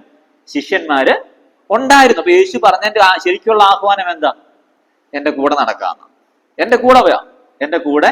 ശരിയാണ്, യേശുവിനെ അനുഗമിക്കണം, പിൻപറ്റണം, യേശുവിന്റെ പുറകെ നടക്കണം എന്ന് പറഞ്ഞാൽ യേശു നടന്നതുപോലെ നടക്കണം. പക്ഷെ അതിന്റെ പ്രധാന കണ്ടന്റ് യേശുവിന്റെ കൂടെ നടക്കുക എന്നുള്ളത്. യേശുവിന്റെ കൂടെ. അപ്പൊ ഒന്ന് ചെന്ന് കാണണം, 2 കൂടെ നടക്കണം. മൂന്നാമത്തെ കാര്യം 2-ാം അധ്യായം 16-ാമത്തെ വാക്യം. 2-ാം അധ്യായം 16-ാമത്തെ വാക്യം നോക്കി. അപ്പൊ ദേവാലയത്തെ യേശു എന്ത് ചെയ്യുക? ശുദ്ധീകരിക്കുകയാണ്, അല്ലെ? അതിന്റെ 13-ാം വാക്യം തൊട്ട് 22-ാം വാക്യം വരെയും ഇതേ കാര്യമാണുള്ളത്. യേശു ആ ആലയത്തിലേക്ക് ചെന്നിട്ട് കാള, ആട്, പ്രാവ് എന്നിവ വിൽക്കുന്നവരെയും അവിടെ ഇരിക്കുന്ന പൊൻവാണിഭക്കാരെയും കണ്ടിട്ട് കയറുകൊണ്ട് ഒരു ചമ്മട്ടി ഉണ്ടാക്കി ആടുമാടുകളോടും കൂടെ എല്ലാവരെയും ദേവാലയത്തിൽ നിന്ന് പുറത്താക്കി. പൊൻവാണിഭക്കാരുടെ നാണ്യം തൂക്കിക്കളഞ്ഞു, മേശകളെ മറിച്ചിട്ടു. പ്രാവുകളെ വിൽക്കുന്നവരോട് ഇതിവിടെ നിന്ന് കൊണ്ടുപോകുവിൻ, എന്റെ പിതാവിന്റെ ആലയത്തെ വാണിഭശാലയാക്കരുത് എന്ന്. അപ്പൊ മൂന്നാമത്തെ ആശയം എന്താ? പഠിക്കാനുള്ള പ്രായോഗിക പാഠം എന്താ? ആലയം എന്ത് ചെയ്യുക? ശുദ്ധിയോടെ സൂക്ഷിക്കുക. ആലയം ശുദ്ധിയോടെ സൂക്ഷിക്കുക. ഇതിനെ എന്താക്കാൻ പാടില്ല? വാണിഭശാലയാക്കാൻ പാടില്ല. ഇവിടെ നമ്മൾ മനസ്സിലാക്കേണ്ട കാര്യം, ഇവിടെ വേറെ കച്ചവടം ഒന്നുമില്ല. ഓക്കെ എന്ന് പറഞ്ഞാൽ നമ്മൾ ഈ പെരുന്നാളിന് കാണുന്നത് പോലെ ഒരു പെരുന്നാൾ വന്ന് എന്ത് ചെയ്യും? എല്ലാ സാധനവും വിൽക്കും, അല്ലെ? പെരുന്നാളിന് ആ റോഡ്സിന് മൊത്തം തിരക്കായിരിക്കും. അവിടെ ബേക്കറി ഐറ്റംസ് കാണും, കളിപ്പാട്ടങ്ങൾ കാണും, തുണി കാണും, ചെരുപ്പ് കാണും. അങ്ങനെ എല്ലാ സാധനവും നമ്മുടെ പെരുന്നാളുകളിൽ വിൽക്കാറുണ്ട്. എല്ലാ പള്ളികളിലും എല്ലാ അമ്പലങ്ങളുടെ ഒക്കെ ഉത്സവങ്ങളിൽ വിൽക്കാറുണ്ട്. പക്ഷെ ഇവിടെ അങ്ങനത്തെ ഒരു സാഹചര്യമല്ല. ഇവിടെ വിറ്റത് എന്തൊക്കെയാ? ഇവിടെ വിറ്റത് ആ ആലയത്തിലേക്ക് ആവശ്യമുള്ള സാധനങ്ങളാ. ഈ ആട് എന്തിനാ? യാഗം കഴിക്കാൻ. അതുപോലെ തന്നെ കാള എന്തിനാ? യാഗം കഴിക്കാൻ. പ്രാവിനെ എന്തിനാ? യാഗം കഴിക്കാൻ. ഇവിടെ ശരിക്കും പറഞ്ഞ അവിടെ വരുന്നവർക്ക് ഒരു ഈസി ആകാനുള്ള സാഹചര്യമാണ് ഒരുക്കി നൽകിയത്. എന്ന് പറഞ്ഞാൽ വീട്ടിൽ നിന്ന് വരുമ്പോ എന്ത് ചെയ്യണ്ട? ആടിനെ പിടിച്ചോണ്ട് വരണ്ട. ഇവിടെ വന്നിട്ട് എന്ത് ചെയ്താൽ മതി? ഒരാടിനെ വാങ്ങിച്ച് എന്ത് ചെയ്യുക? യാഗം കഴിക്കുക. കാളയെ പിടിച്ചോണ്ട് വരണ്ട. പിന്നെ എന്ത് ചെയ്താൽ മതി? ഇവിടെ വന്നൊരു കാളയെ മേടിക്കുക, യാഗം കഴിക്കുക. പ്രാവിനെ കൊണ്ടുവരണ്ട. വലിയ ബുദ്ധിമുട്ടല്ലേ ഇതിനെ പിടിച്ചോണ്ട് വരാനായിട്ട്? ഇത്രയും ബുദ്ധിമുട്ട് നിങ്ങൾ ബുദ്ധിമുട്ടേണ്ട. ഇവിടെ വന്നിട്ട് എന്ത് ചെയ്താൽ മതി?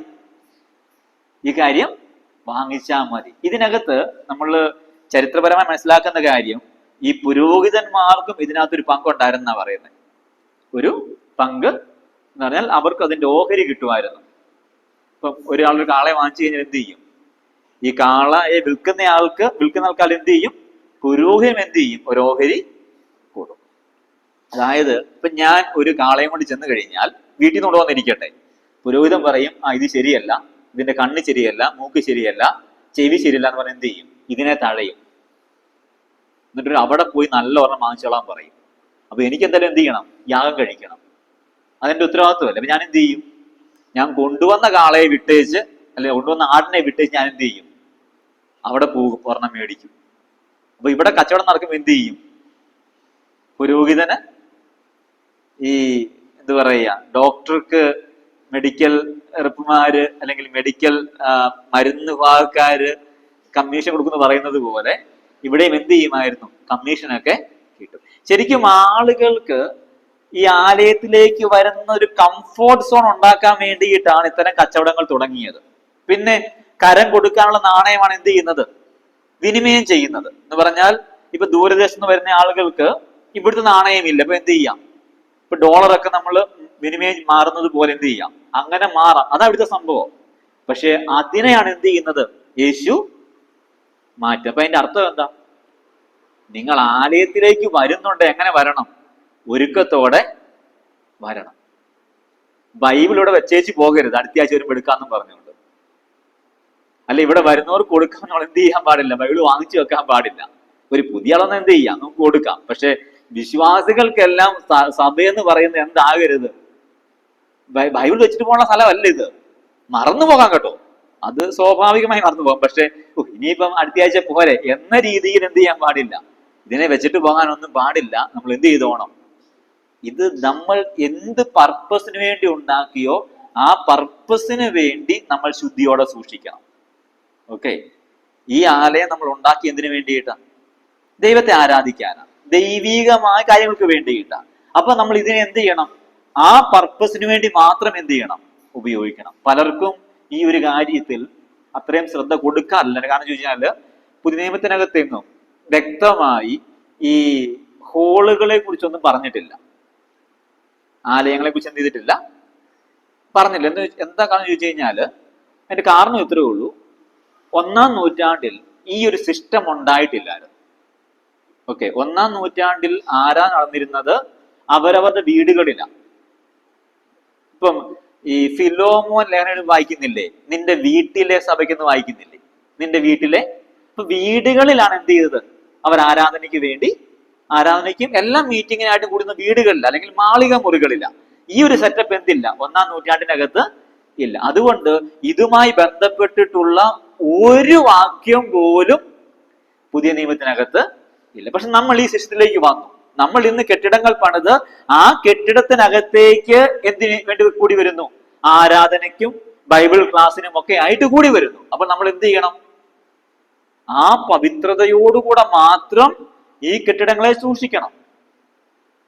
ആ ഉദ്ദേശങ്ങൾക്ക് വേണ്ടി മാത്രം ഈ കെട്ടിടങ്ങളെ സൂക്ഷിക്കണം. കാരണം നമ്മൾ പണിതത് ഇതിനു വേണ്ടിയില്ല. നമ്മളൊരു മേശ ഉണ്ടാക്കിയാൽ അതിന്റെ ഉദ്ദേശം കയറി കിടക്കുക എന്നുള്ളതല്ല. ആ മേശയ്ക്ക് ഒരു പർപ്പസ് ഉണ്ട്. അതേപോലെ നമ്മൾ ഈ കെട്ടിടം പണിത് നമുക്ക് എന്തുണ്ട്? ഒരു പർപ്പസ് ഉണ്ട്. അത് നന്നായി നമ്മൾ സൂക്ഷിച്ചിരിക്കണം. അത് നമ്മുടെ ഉത്തരവാദിത്വമാണ്. ഒപ്പം തന്നെ ഞാൻ കാര്യം പറയട്ടെ, പുതിയ നിയമത്തിനകത്ത് ദൈവത്തിന്റെ മന്ദിരമാരാ ശരിക്കും? നമ്മൾ ഓരോരുത്തരുമാണ്. നിങ്ങളുടെ ഉള്ളിൽ ദൈവത്തിന്റെ ആത്മാവ് വസിക്കുന്നു എന്നും, അല്ലെങ്കിൽ പരിശുദ്ധാത്മാവ് വസിക്കുന്നുവെന്നും നിങ്ങൾ ദൈവത്തിന്റെ മന്ദിരം എന്നും നിങ്ങൾ അറിയുന്നില്ലയോ? അപ്പൊ നമ്മൾ എന്ത് ചെയ്തോണം? നമ്മളുടെ ശരീരത്തെ വിശുദ്ധിയോടെ അല്ലെങ്കിൽ ശുദ്ധിയോടെ സൂക്ഷിക്കണം. നമ്മൾ വായിക്കുന്നുണ്ട്, ദേവാലയത്തിലേക്ക് വരുമ്പോൾ നിന്റെ കാൽ സൂക്ഷിക്കണം എന്ന് പറഞ്ഞാൽ ശുദ്ധിയോടെ എന്ത് ചെയ്യണം? കടന്ന് വരണം. നീ നിൽക്കുന്ന സ്ഥലം വിശുദ്ധമാകയാൽ നിന്റെ കാലിൽ നിന്ന് ചെരുപ്പ് അഴിച്ച് കളയണം. രണ്ടുപേരോട് പറഞ്ഞു, മോശയോടും പറഞ്ഞു, യോശുവയോടും പറഞ്ഞു. നിൽക്കുന്ന സ്ഥലം വിശുദ്ധമാണ്. അപ്പൊ നമ്മളുടെ കെട്ടിടങ്ങളെയും നന്നായി സംരക്ഷിക്കണം. നമ്മളുടെ ശരീരമായ നമ്മുടെ ശരീരമെന്ന ആലയത്തെയും നമ്മൾ എന്ത് ചെയ്യണം? ശുദ്ധിയോടെ സൂക്ഷിക്കണം. പാപത്തിന് വിട്ടുകൊടുക്കരുത്. ഇതുകൊണ്ട് പാപം മനഃപൂർവ്വമായി ചെയ്യരുത്. അബദ്ധവശാൽ ചെയ്തു പോയാൽ ആ പാപത്തെയൊക്കെ ഏറ്റുപറഞ്ഞ് സഭയിലേക്ക് വരും മുൻപ് നമ്മൾ എന്ത് ചെയ്തിരിക്കണം? ശുദ്ധീകരണം പ്രാപിച്ചിരിക്കണം. അപ്പോൾ 1 ചെന്ന് കാണണം, 2 കൂടെ നടക്കണം, 3 ആലയത്തെ ശുദ്ധീകരിക്കണം. ആലയത്തെ ശുദ്ധീകരിക്കണം. നമ്മുടെ കെട്ടിടങ്ങൾ വളരെ നന്നായി സൂക്ഷിക്കണം. അത് പെയിന്റ് ചെയ്യണ സമയത്ത് പെയിന്റ് ചെയ്യണം, ശുദ്ധിയാക്കണ സ്ഥലം ശുദ്ധിയാക്കണം. ഇങ്ങനെ ഇവിടെ എന്തായാലും ആ പ്രശ്നങ്ങളൊന്നുമില്ല. ചില സഭകളിലൊക്കെ ചെന്ന് കഴിഞ്ഞാൽ ഈ എന്ത് പറയുക, ചുക്കിലി വല, ചിലയിടത്ത് ചെന്ന് കഴിഞ്ഞാൽ വൃത്തിയാക്കി ഇടാറില്ല. ഞാൻ ഒരു പ്രാവശ്യം ഒരു സഭയിൽ ഈ പ്രസംഗപീഠം തൂത്തിട്ട് ബൈബിൾ വെച്ചിട്ടുണ്ട്. അത്രയും പൊടിയാതെ. അപ്പൊ അങ്ങനെയുള്ള സഭകൾ പോലും ഉണ്ട്. പക്ഷെ നമ്മുടെ ഇവിടെ ശുദ്ധിയുള്ളതാണ് ശ്രദ്ധിക്കുന്നു. നമ്മൾ എന്ത് ചെയ്യണം? ശുദ്ധിയോടെ എന്ത് ചെയ്യണം? സൂക്ഷിക്കണം. നമ്മുടെ ഉത്തരവാദിത്തമാണ്. ഓക്കെ, 4-മത്തെ പ്രായോഗികമായ പാഠം എന്ന് പറയുന്നത് യോഹന്നാൻ 3-ാം അധ്യായം അതിന്റെ 5 മുതൽ 8 വരെയുള്ള വാക്യം. യോഹന്നാൻ 3-ന്റെ 5 മുതൽ 8 വരെ. വീണ്ടും ജനിക്കണം എന്നുള്ളൊരു കാര്യമാണ് ഇവിടുത്തെ പ്രധാന പ്രമേയം. പക്ഷേ ഞാൻ അവിടുന്ന് പറയാൻ ആഗ്രഹിക്കുന്ന കാര്യം കാറ്റുപോലെ ആകണം എന്നുള്ളതാണ്. എന്തുപോലെ ആകണം? കാറ്റുപോലെ ആകണം. അതാണ് പ്രായോഗികമായ പാഠം. ഞാൻ വിശദീകരിക്കാം. ഇവിടെ കർത്താവ് നിക്കോസ് പറയുന്ന കാര്യം എങ്ങനെയാണ്? വീണ്ടും ജനിച്ചില്ല എങ്കിൽ എന്ത് ചെയ്യത്തില്ല? സ്വർഗരാജ്യത്തിൽ പ്രവേശിക്കത്തില്ല. അപ്പൊ സ്വർഗത്തിൽ പോകാൻ എന്ത് ചെയ്യണം? വീണ്ടും ജനിക്കണം. അപ്പൊ അദ്ദേഹം ചോദിക്കുകയാണ്, അയ്യോ അതെങ്ങനെ പറ്റും? പ്രായമായ ശേഷം വീണ്ടും അമ്മയുടെ ഉദരത്തിൽ പോയി ജനിക്കാനാർക്കെങ്കിലും കഴിയുമോ? സാധിക്കത്തില്ല എന്ന് പറയുമ്പോ യേശു പറയുകയാണ്, എങ്ങനെ ജനിക്കണം? ആത്മാവിനാലും. പിന്നെ നോക്കിയേ, അതിന്റെ നമുക്കതിന്റെ 5 മുതൽ വായിക്കാം.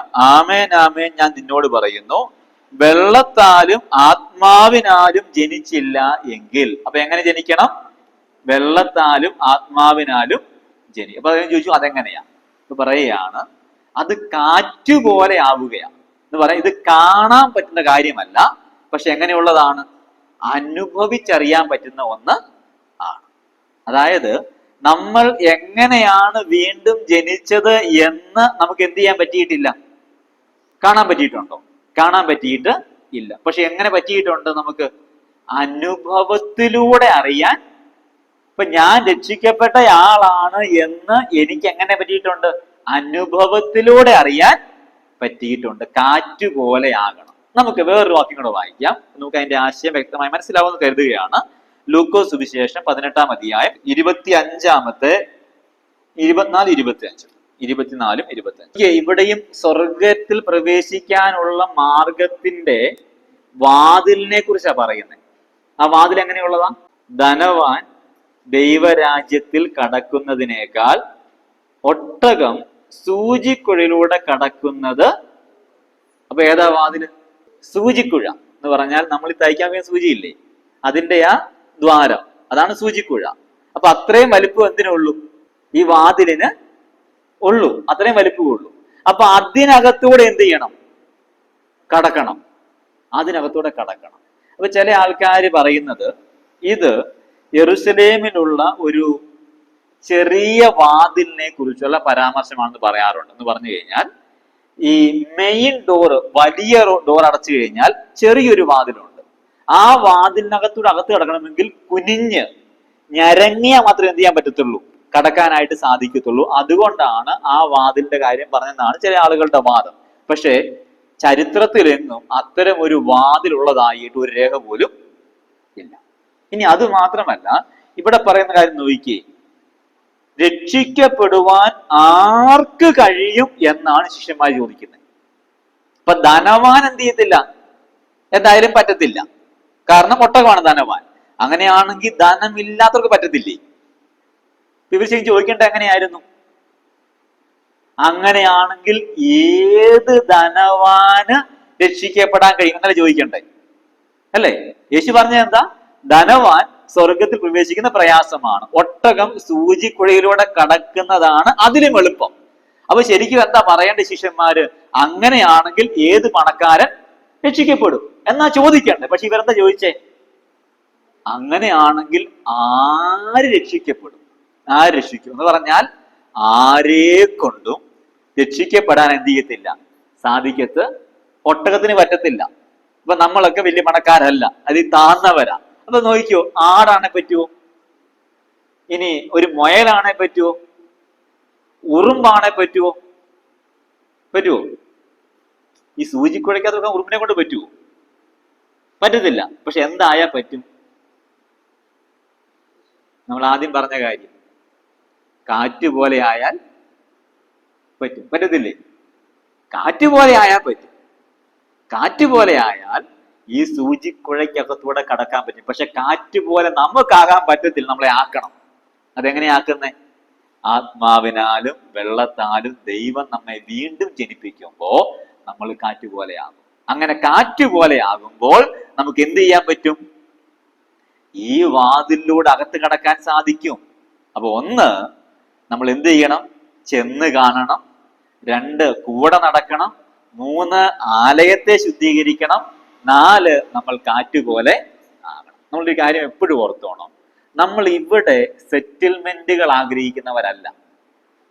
ഓക്കെ, ലോകത്തിൽ ഏതെങ്കിലും ഒരു ഭാഗത്ത് ഒന്ന് സെറ്റിലാകണം എന്ന ചിന്ത ഒരു ക്രിസ്ത്യാനിക്കും ഒരിക്കൽ പോലും ഉണ്ടാകാൻ പാടില്ല.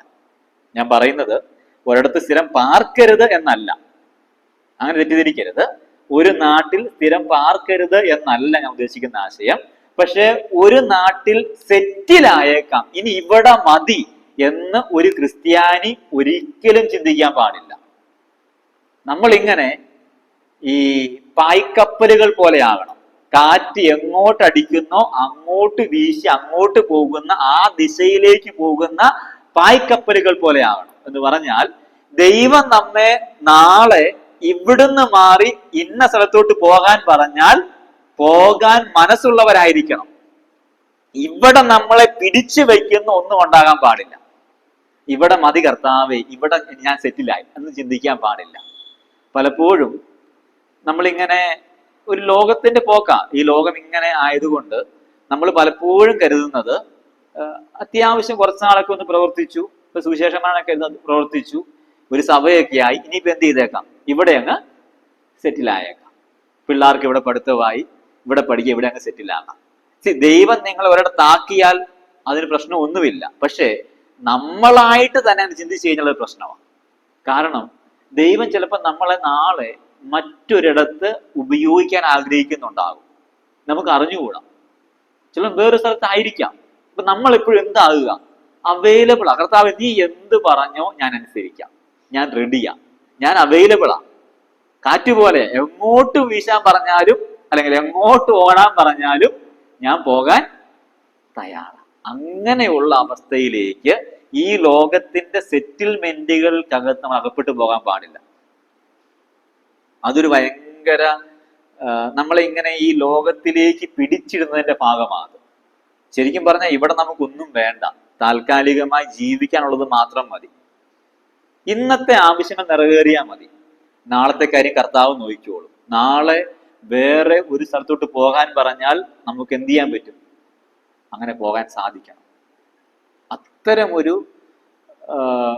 സമർപ്പണം നമുക്കുണ്ടാവണം. നമ്മൾ കാറ്റുപോലെയാകണം. നമ്മൾ ഈ ലോകത്തിന്റെ പിന്നാലെ പോയാൽ, ഞാൻ ഒരു കാര്യം പറയാം, ഞാൻ കഴിഞ്ഞ പറഞ്ഞിട്ടുള്ളത് പോലെ നമുക്ക് നമ്മുടെ കുടുംബക്കാരെ പോലും സ്നേഹിക്കാൻ പറ്റാത്ത സാഹചര്യങ്ങൾ ഉണ്ടാവും. കാരണം പണമാണ് മുഖ്യം, പണമാണ് പ്രധാനം. ഈ പണത്തിന്റെ പിന്നാലെ ഇങ്ങനെ ഓടി, കൂടുതൽ നേടാൻ വേണ്ടി ഓടി, എത്ര കിട്ടിയാലും മതിയാകത്തില്ല. ഇത് കിട്ടും തോറും കൂടുതൽ വേണമെന്ന ആഗ്രഹമാണ്. ഇങ്ങനെ ആഗ്രഹം മൂത്ത് നമുക്ക് എന്ത് ചെയ്യാൻ പറ്റാതെ വരും, നമ്മുടെ പ്രിയപ്പെട്ടവരെ പോലും ശ്രദ്ധിക്കാൻ കഴിയാത്ത അവസ്ഥയിലേക്ക് നമ്മൾ മാറ്റപ്പെട്ടു പോകും. കഴിഞ്ഞ ദിവസം പത്രത്തിൽ വായിച്ചില്ലേ, ഒരു വൃദ്ധസദനത്തിനകത്ത് ഒരപ്പൻ മരിച്ചു അല്ലേ, ആ ബോഡി കൊണ്ടുവരുമെന്ന് മകനെയും മരുമകളെയും വിളിച്ചു പറഞ്ഞു. അവര് വീടും പൂട്ടി വേറെ വഴിക്ക് പോയി, അപ്പനെ കൊണ്ടേ തള്ളി, അതോടെ തീർന്നു. ഇത് അവരുടെ കാഴ്ചപ്പാട്. ലോകം അങ്ങനെ ഒരു അവസ്ഥയിൽ പൊയ്ക്കൊണ്ടിരിക്കുക. അപ്പൊ നമ്മൾ വിശ്വാസം എന്തായിരിക്കണം, കാറ്റുപോലെ ആയിക്കോളണം. എന്ന് പറഞ്ഞാൽ ദൈവം എങ്ങോട്ട് അയക്കുന്നോ അവിടെ ഞാൻ അവൈലബിൾ ആണ്, അവിടെ ഞാൻ റെഡിയാണ്. ഇവിടെ എനിക്ക് സെറ്റിൽമെന്റുകളൊന്നും വേണ്ട. ഒരു സുവിശേഷകനെ കാണാൻ വേണ്ടിയിട്ട് കുറെ ചെറുപ്പക്കാര് അദ്ദേഹത്തിന്റെ വീട്ടിലേക്ക് പോയി. അങ്ങനെ വീട്ടിലേക്ക് ചെന്ന സമയത്ത് വളരെ ചുരുക്കം സാധനം മാത്രമേ അതിന്റെ വീടിനകത്തുള്ളൂ. ഒരു ചെറിയ പെട്ടിയുണ്ട്, ഒരു കസേരയുണ്ട്, കുറച്ച് ആഹാര വെക്കാനുള്ള പാത്രങ്ങളൊക്കെ ഉണ്ട്. അപ്പൊ അദ്ദേഹം ചോദിച്ചു, ഇവര് ചോദിച്ചു, ഇതാണോ പാസ്റ്ററുടെ വീട്, ഇത്ര സാധനങ്ങളൊക്കെ ഉള്ളൂ എന്ന് ചോദിച്ചു. അപ്പൊ അദ്ദേഹം തിരിച്ചു ചോദിച്ചു, നിങ്ങളുടെ കയ്യിൽ ഈ ചെറിയൊരു ബാഗ് മാത്രമേ ഉള്ളൂ എന്ന് അവരോട് ചോദിച്ചു. അപ്പൊ അവര് പറഞ്ഞു, ഞങ്ങളൊരു യാത്രയ്ക്ക് വേണ്ടി വന്നവരാ, അതുകൊണ്ട് ഒരു ബാഗ് മാത്രമേ എടുത്തുള്ളൂ എന്ന് പറഞ്ഞു. അപ്പൊ അദ്ദേഹം പറഞ്ഞു, ഞാനും ഒരു യാത്രയില്ല, അതുകൊണ്ട് ഞാനും എന്ത് ചെയ്തു, എനിക്ക് ആവശ്യമുള്ളത് മാത്രമേ എടുത്തിട്ടുള്ളൂ. നമ്മുടെയൊക്കെ ജീവിതം അങ്ങനെ ആകണം. ഈ ഉള്ളതെല്ലാം കൂടെ വാങ്ങിച്ചു കൂട്ടി, ഉള്ളതെല്ലാം വീട്ടിൽ വെച്ച് ഉപയോഗമില്ലാത്ത ഉപകാരമില്ലാത്ത സാധനങ്ങൾ കൊണ്ട് അങ്ങോട്ടും ഇങ്ങോട്ടും നടക്കാൻ പറ്റാത്തതുപോലെ ഇങ്ങനെ പണം ചിലവഴിച്ച് നമ്മളിങ്ങനെ ഇവിടെ സെറ്റിലാകാൻ നോക്കരുത്. നമുക്ക് സെറ്റിൽമെന്റ് എല്ലാം മണ്ടയ്ക്കാണ്, അവിടെ ചെല്ലുമ്പോൾ എല്ലാം ഉണ്ടാവും. അതുകൊണ്ട് ഇവിടെ ആവശ്യമുള്ളത് മാത്രം മതി, കാറ്റ് പോലെയാണ്. അപ്പൊ ഒന്ന് യേശു പറഞ്ഞു, വന്ന് കാണുക. ഇപ്പൊ ചെന്ന് കാണണം, 2 കൂടെ നടക്കണം, 3 ആലയം ശുദ്ധീകരിക്കണം, 4 കാറ്റുപോലെ ആവണം. 5-ാമത്തെ ആശയം, 5-ാമത്തെ പ്രായോഗികമായ പാഠം 4-ാം അധ്യായം 4-ാമത്തെ വാക്യവും 7-ാമത്തെ വാക്യവും. യോഹന്നാൻ 4-ാം അധ്യായം 4-ാമത്തെ വാക്യവും 7-ാമത്തെ വാക്യവും. അവൻ ശമരിയിൽ കൂടെ കടന്നു പോകേണ്ടി വന്നു. ഓക്കെ, 7-ാം വാക്യം, എനിക്ക് കുടിപ്പാൻ തരുമോ എന്ന് ചോദിച്ചു. നമ്മൾ ഇവിടെ മനസ്സിലാക്കേണ്ട കാര്യം, യഹൂദന്മാരായ ആളുകൾ ആരും ശമരിയിലൂടെ കടന്നു പോകാറില്ല. ശമരി ഇതിന്റെ നടുക്കുള്ളൊരു പട്ടണമാണ്, നടുക്കുള്ളൊരു സ്ഥലമാണ്. ഈ സ്ഥലത്ത് കൂടെ യഹൂദന്മാരും ആരും എന്ത് ചെയ്യാറില്ല, കടന്നു പോകാറ് ഇല്ല. അവർ യോർദാൻ നദി ക്രോസ് ചെയ്ത് വളരെ ദൂരം സഞ്ചരിച്ചാണ് എന്ത് ചെയ്യുന്നത്, ഈ ഗലീലയിലും യഹൂദിലേക്കൊക്കെ യാത്ര ചെയ്യുന്നത്. പക്ഷെ യേശു എന്ത് ചെയ്തു, ആ സെന്ററിലൂടെ കടന്നുപോയി എന്ന് പറഞ്ഞാൽ അത് കടന്നു പോകുക മാത്രമല്ല, അവിടെയുള്ള ഒരു സ്ത്രീയോട് സംസാരിച്ചു. ഈ ശമരിയോട് മിണ്ടത്തില്ല, ശമരിയിൽ കൂടെ പോകത്തില്ല. അപ്പൊ ഒരു മതിലുണ്ട് ഇവർക്കിടയിൽ, അല്ലെ? ഒരു മതിൽ ഇവർക്കിടയിൽ ഉണ്ട്. ആ മതിലിനെ ആര് ഭേദിച്ചു? യേശു ഭേദിച്ചു. മതിലുകളെ ഭേദിക്കുന്നവരായിട്ട് നമ്മൾ മാറണം. മതിലുകളെ നമ്മൾ ഭേദിക്കണം. മതിലെന്ന് പറയുമ്പോൾ അത് മതി ഇതിലെ എന്നാണ് ശരിക്കും മതിൽ എന്ന വാക്കിന്റെ അർത്ഥം, അല്ലെ? വാതിൽ എന്ന് പറഞ്ഞ വാ ഇതിലെ, മതിൽ എന്ന് പറഞ്ഞ മതി ഇതിലെ. ഇത്രയും നാളും ഇതിലേക്ക് നടന്നു, ഇനി എന്ത് ചെയ്യണ്ട, ഇതിലേ നടക്കണ്ട, ഒരു വഴി ഇട്ടിട്ടുണ്ട്, അതിലെ മാത്രം നടന്നാൽ മതി. അതാ മതിൽ, മതി ഇതിലെ. പല മതിലുകളും നമുക്കിടയിലുണ്ട് എന്ന് പറഞ്ഞാൽ, അത് ജാതിയുടെ മതിലുണ്ട്, പണത്തിന്റെ മതിലുണ്ട്, പ്രശസ്തിയുടെ മതിലുണ്ട്, പാരമ്പര്യത്തിന്റെ മതിലുണ്ട്. ഞങ്ങളൊക്കെ അങ്ങ് അവിടുത്തെ ക്രിസ്ത്യാനികളാ, സിറിയൻ ക്രിസ്ത്യാനികളാ, ഞങ്ങൾ അങ്ങോന്ന് വന്നവരാ, ഞങ്ങൾ ഇത്രയേറെ പാരമ്പര്യമുള്ളവരാ, ഞങ്ങൾ ഇന്ന ജാതിക്കാരാ. ഇങ്ങനെയുള്ള കുറേ മതിലുകൾ വിശ്വാസികളിൽ പോലും ഉണ്ട്. ഈ മതിലെല്ലാം ഭേദിച്ചോളണം. ഈ കല്യാണമൊക്കെ വരുമ്പോഴാണ് പലപ്പോഴും ഈ മതിലിങ്ങനെ ഉയർന്നു നിൽക്കുന്നത്.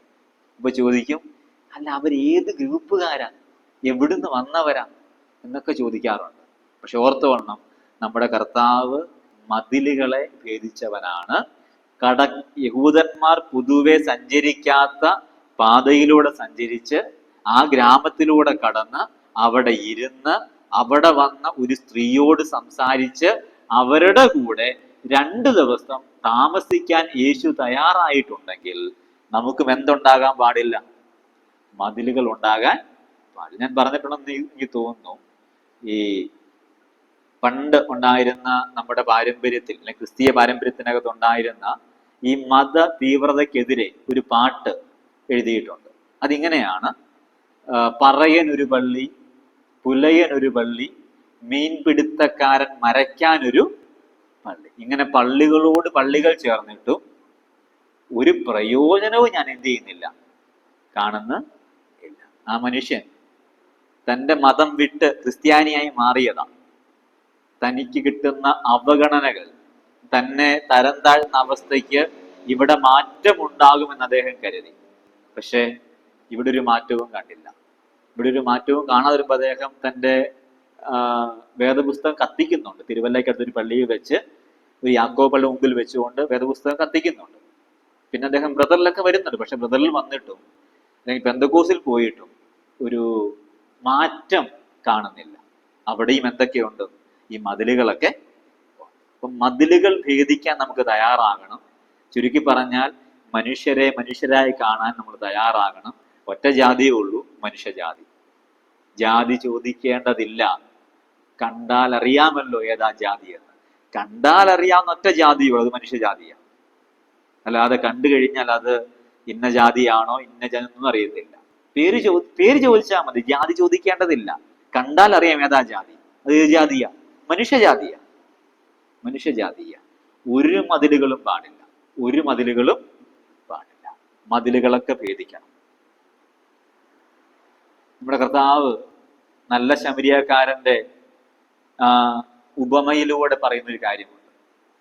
നല്ല ശമരിയക്കാരൻ വന്നു, ഈ രോഗി അല്ലെങ്കിൽ അടിപ്പെട്ട് കിടക്കുന്നയാളെ കണ്ടു, അദ്ദേഹത്തെ എടുത്തു, എണ്ണ ഒക്കെ തേച്ചു, തൻ്റെ വണ്ടിയിൽ, തൻ്റെ വാഹന മൃഗത്തിൽ കയറ്റി വഴിയമ്പലത്തിൽ കൊണ്ടുപോയി ശുശ്രൂഷിക്കാനായിട്ട് പറയുന്നുണ്ട്. ശുശ്രൂഷിക്കാൻ പറഞ്ഞിട്ട് താൻ അവിടുന്ന് യാത്രയാകുമ്പോൾ പറയുന്ന കാര്യം ഇങ്ങനെയാണ്. ഈ നാണയം കൊടുക്കുന്നുണ്ട് അവർക്ക്, എന്നിട്ട് പറയുകയാണ്, ഇനി എന്തെങ്കിലും ഉണ്ടെങ്കിൽ എന്ത് ചെയ്തോളാം, ഞാൻ തിരിച്ചു വരുമ്പോ കണക്ക് തീർത്തേക്കാം.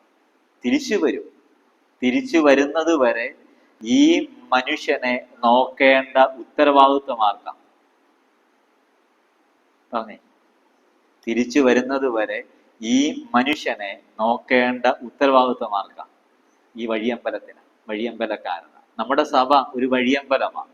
അശരണരായ, ആരോരുമില്ലാത്ത, പാർശ്വവൽക്കരിക്കപ്പെട്ട, ദരിദ്രരായ ആളുകളെ സഹായിക്കാൻ വേണ്ടിയിട്ടാണ്, അവരെ നോക്കാൻ വേണ്ടിയിട്ടാണ് ദൈവം ഈ സമൂഹത്തിൽ സഭകൾ സ്ഥാപിച്ചിട്ടുള്ളത്. ഓരോ ഗ്രാമങ്ങളിലും, ഓരോ നഗരങ്ങളിലും, ഓരോ പട്ടണങ്ങളിലും, ഓരോ പഞ്ചായത്തുകളിലും പോലും സഭകളുള്ളത് ആ പഞ്ചായത്തിന്, ആ ഗ്രാമത്തിന്, ആ ദേശത്തിനൊക്കെ വിളക്കായിട്ടാണ്.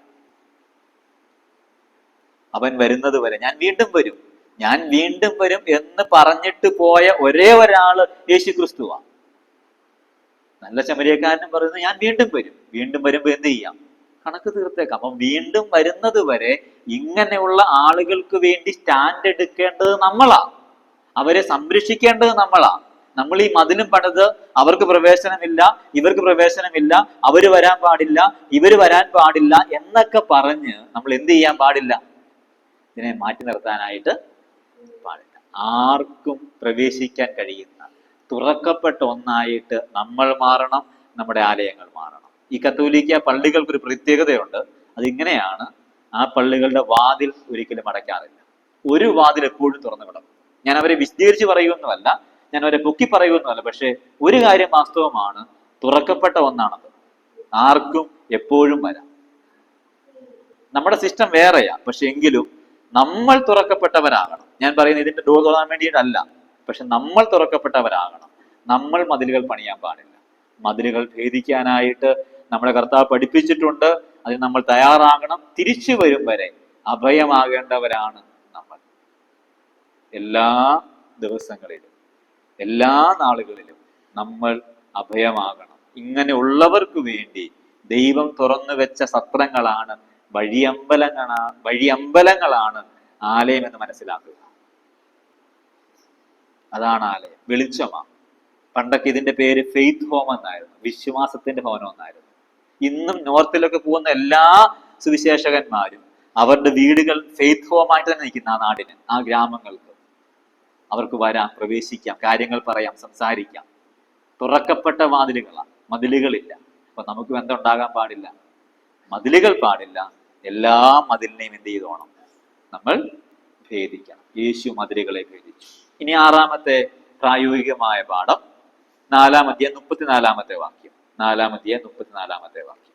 എന്നെ അയച്ചവന്റെ ഇഷ്ടം ചെയ്ത് അവന്റെ പ്രവൃത്തി തികയ്ക്കുന്നത് തന്നെ എൻ്റെ ആഹാരം. അപ്പൊ നമ്മൾ എന്താകണം, അയച്ചവന്റെ ഇഷ്ടം ചെയ്ത് അവന്റെ പ്രവൃത്തിയെ തികയ്ക്കണം. നമ്മൾ എന്തിനു വേണ്ടിയിട്ട് അയച്ചു, ആ അയച്ചതിൻ്റെ ആ ഉദ്ദേശം മനസ്സിലാക്കി ആ പ്രവൃത്തിയെ നമ്മൾ തികയ്ക്കുന്നവരായിട്ട് മാറും. ഞാനൊരു കാര്യം കൂടെ ഒന്ന് സൂചിപ്പിക്കട്ടെ. ഈ നമുക്കിടയിൽ കുറച്ച് വർഷങ്ങളായിട്ടുണ്ടായ ഒരു സംവിധാനമാണ് ഈ സംയുക്ത ആരാധന. ഓക്കെ, ഞാനിത് കുറ്റപ്പെടുത്തി പറയുന്നതല്ല, ഇതിനകത്തൊരു വാസ്തവമുണ്ട്, അതുകൊണ്ട് പറയുന്നതാണ്. നമ്മൾ കുറച്ച് വർഷമായ ഇങ്ങനൊരു സംവിധാനം തുടങ്ങിയിട്ട്, പക്ഷെ അങ്ങനെ ഒരു ആരാധന കൊണ്ടുണ്ടാകുന്ന കുറെ ദൂഷ്യങ്ങളുണ്ട്. ഒന്ന്, പല സ്ഥലങ്ങളിലെയും ആലയങ്ങൾ എന്ത് ചെയ്യും, അന്ന് അടഞ്ഞു കിടക്കും. അന്ന് വളരെ ചുരുക്കം ആൾക്കാർ മാത്രം എന്ത് ചെയ്യും, ആരാധനയ്ക്ക് പോകും. എന്ന് പറഞ്ഞാൽ വണ്ടി സൗകര്യമില്ലാത്ത, ആരോഗ്യമില്ലാത്ത, എന്ന് പറഞ്ഞാൽ ഇവിടെ വരാൻ ആരോഗ്യമുണ്ട് പക്ഷെ അവിടെ പോകാൻ ആരോഗ്യമില്ല. അങ്ങനെ ആരോഗ്യമില്ലാത്ത അനേകര് അന്ന് ഈ സംവിധാനം കൊണ്ട് എന്ത് ചെയ്യും, ആരാധന മുടക്കും. ആരെങ്കിലും നമ്മുടെ നാട്ടിൽ ഒരു പുതിയതായിട്ട് ആരാധിക്കാൻ വേണ്ടി വന്ന അന്ന് നമ്മുടെ ആലയം എന്ത് ചെയ്യും, അടഞ്ഞു കിടക്കും. ഇതൊരു വലിയ അപകടമാണ്. കുറെ ആൾക്കാര് കസേരയ്ക്ക് വേണ്ടി കാണിക്കുന്ന പരിപാടികളായത്. ഞാൻ പറയുമ്പം കുറ്റം പറയാണെന്ന് തോന്നും, പക്ഷെ നമ്മൾ മനസ്സിലാക്കണം, നമ്മുടെ ആലയങ്ങൾ എന്നും തുറക്കപ്പെടേണ്ടതാണ്. എല്ലാ വിശ്വാസികളും വരുന്നുണ്ടെന്ന് ഉറപ്പുവരുത്തേണ്ടവരാണ് നമ്മൾ. ഇനി ആരെങ്കിലും വന്നില്ലെങ്കിൽ അതിന്റെ കാരണം അന്വേഷിക്കേണ്ടവരാണ്. അത് നമ്മൾ അവൈലബിൾ ആകാത്തത് കൊണ്ടായിരുന്നെങ്കിൽ എന്നാലോചിച്ച് നോക്കി. ഇത് കുറച്ച് വർഷമായിട്ട് തുടങ്ങിയിട്ട്, ഈ തുടങ്ങിയതൊക്കെ കസേരയ്ക്ക് വേണ്ടിയിട്ടാണ്, ആള് കളിക്കാൻ വേണ്ടിയിട്ടാണ്. കർത്തൃമേശ വെക്കാൻ അനുവാദമുള്ള സഭയ്ക്ക് മാത്രം, കമ്മിറ്റിക്കാർക്കല്ല. അത് ചെയ്യേണ്ട ശുശ്രൂഷകന്മാരാ, മൂപ്പന്മാരാ ചെയ്യേണ്ടത്, കമ്മിറ്റിക്കാരല്ല. നമ്മൾ ബൈബിളിൽ നിന്ന് വിട്ടുപോകാൻ പാടില്ല. മതിലുകൾ ഉണ്ടാകാൻ പാടില്ല. തുറക്കപ്പെടണം, വഴിയമ്പലങ്ങളായിട്ട് മാറണം, അഭയമായിട്ട് മാറണം. ദൈവം സഹായിക്കട്ടെ. ഓക്കെ, അവസാനത്തെ കാര്യം, അയച്ചവന്റെ ഇഷ്ടം ചെയ്ത് അവന്റെ പ്രവൃത്തിയെ തികയ്ക്കണം. അയച്ചവന്റെ ഇഷ്ടം ചെയ്യണം. അത് കർത്താവ് പറയുന്നത് അതാണ് എൻ്റെ ആഹാരം എന്നാണ്. അതാണ് എൻ്റെ ആഹാരം, അതാണ് എൻ്റെ ആഹാരം. ഞാൻ ഇങ്ങനെ പറയും, നിങ്ങൾ എന്നെ കുറ്റപ്പെടുത്തി ചിന്തിക്കരുത്. ഞാൻ ഇത് പറയുന്നത് നമ്മുടെ ഇടയിലുള്ള ഇങ്ങനെയുള്ള പ്രശ്നങ്ങൾ കാരണമാണ്. പല സഭകളും അടഞ്ഞു കിടക്കുമ്പോൾ പലവിധമായ സാക്ഷ്യക്കുറവ് എന്ത് ചെയ്യും, ആ ദേശത്ത് ഉണ്ടാകും. പക്ഷെ അങ്ങനെ ഒരു സംവിധാനം ഉണ്ടെങ്കിൽ ഒന്നോ രണ്ടോ പേര് പോയി എന്ത് ചെയ്യാം, അതിനോട് സഹകരിക്കാം, ആവശ്യമെങ്കിൽ മാത്രം. അപ്പോഴും എന്ത് ചെയ്യണം, നമുക്ക് ഇവിടെ ആരുണ്ടാകണം, ആരാധന ഉണ്ടാകണം. ഞാൻ പോകണ്ടെന്ന് നിർബന്ധിച്ച് പറയുന്നില്ല, അപ്പൊ നിങ്ങളുടെ തീരുമാനമാണ്. പക്ഷെ അന്ന് അടഞ്ഞു കിടക്കാൻ പാടില്ല. അടഞ്ഞു കിടന്നാൽ അവിടെ പോകാത്ത കുറെ പേരുണ്ടാവും. അവിടെ പോകാത്തതിന്റെ കാരണം ഇവിടെ അടഞ്ഞു കിടന്നത് കൊണ്ടാണ്. പുതിയ ഒരാൾ വന്നാൽ അവർക്ക് ആരാധിക്കാൻ സാഹചര്യമില്ല. അതെന്തുകൊണ്ടാണ്?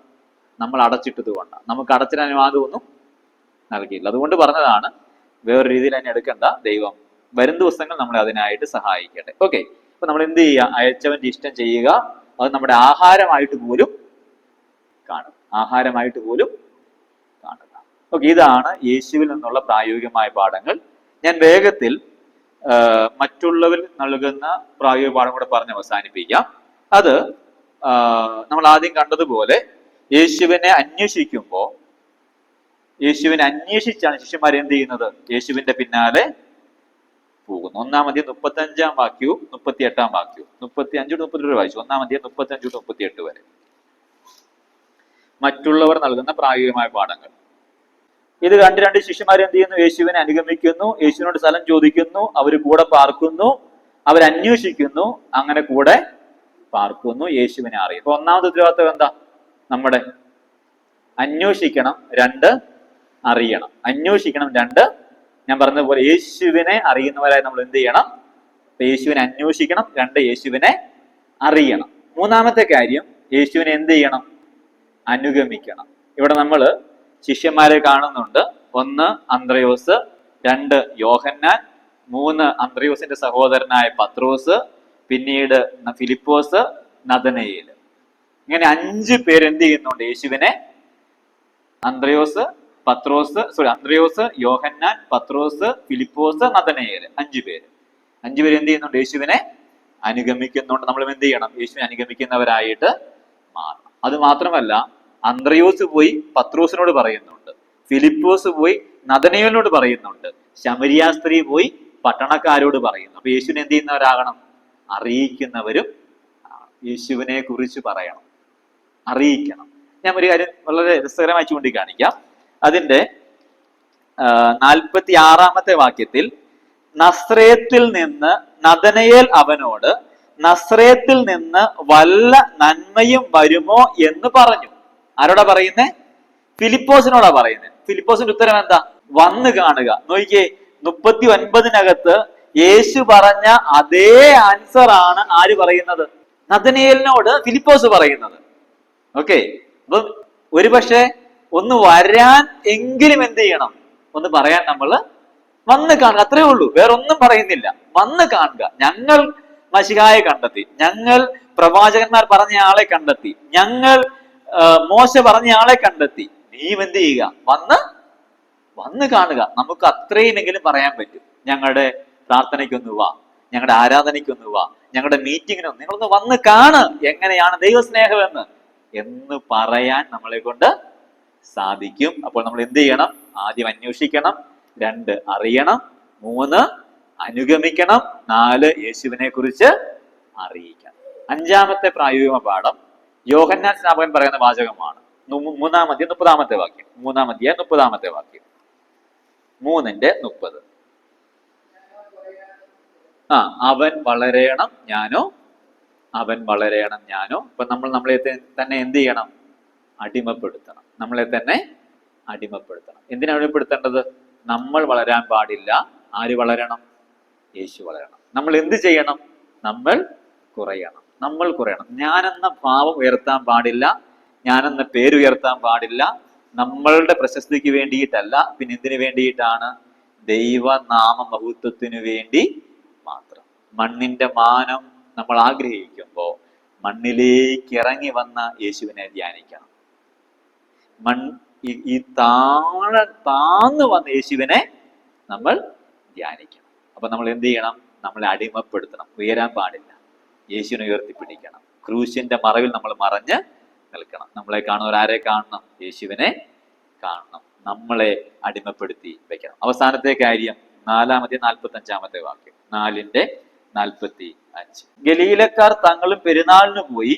അവൻ യെരൂശലേമിൽ വെച്ച് പെരുന്നാളിൽ ചെയ്തതൊക്കെയും കണ്ടതുകൊണ്ട് അവനെ അംഗീകരിച്ചു.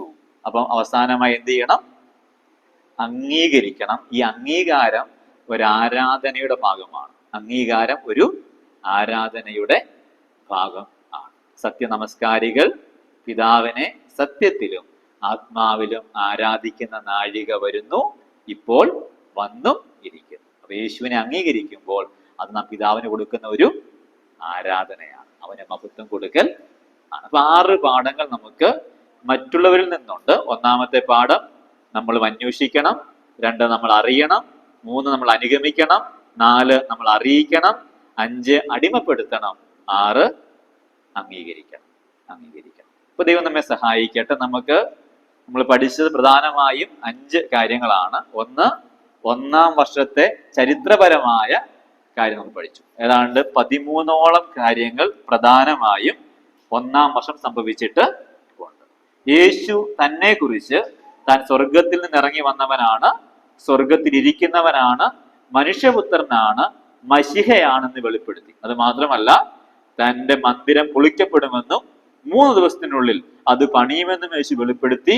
മോശ മരുഭൂമിയിൽ സർപ്പത്തെ ഉയർത്തിയതുപോലെ തന്നെയും ഉയർത്തപ്പെടും എന്ന് യേശു വെളിപ്പെടുത്തി. യേശുവിനെ കുറിച്ച് ദൈവത്തിന്റെ കുഞ്ഞാട്, റബ്ബി, മശിഹ, പ്രവാചകൻ, ലോകരക്ഷിതാവ് എന്ന വെളിപ്പെടുത്തൽ ആളുകൾ പറഞ്ഞു. യേശുവിൽ നിന്ന് നമ്മൾ പഠിക്കേണ്ട പാഠങ്ങൾ: നമ്മൾ ചെന്ന് കാണണം, കൂടെ നടക്കണം, ആലയം ശുദ്ധീകരിക്കണം, കാറ്റുപോലെയാകണം, മതിലുകളെ ഭേദിക്കണം, അയച്ചവന്റെ ഇഷ്ടം ചെയ്യണം, അതിനെ ആഹാരമായിട്ട് കാണണം. മറ്റുള്ളവരിൽ നിന്നുള്ള പ്രായോഗികമായ പാഠങ്ങൾ: 1 അന്വേഷിക്കണം, 2 അറിയണം, 3 അനുഗമിക്കണം, 4 അറിയിക്കണം, 5 അടിമപ്പെടുത്തണം, 6 അംഗീകരിക്കണം. അതൊരു ആരാധന. അപ്പൊ ദൈവം നമ്മെ സഹായിക്കട്ടെ. അടുത്ത ആഴ്ചയിൽ 2-ാം വർഷത്തെ കാര്യങ്ങൾ ചിന്തിക്കാനായിട്ട് ശ്രമിക്കാം. ദൈവം നമ്മെ ഏവരെയും സഹായിക്കട്ടെ.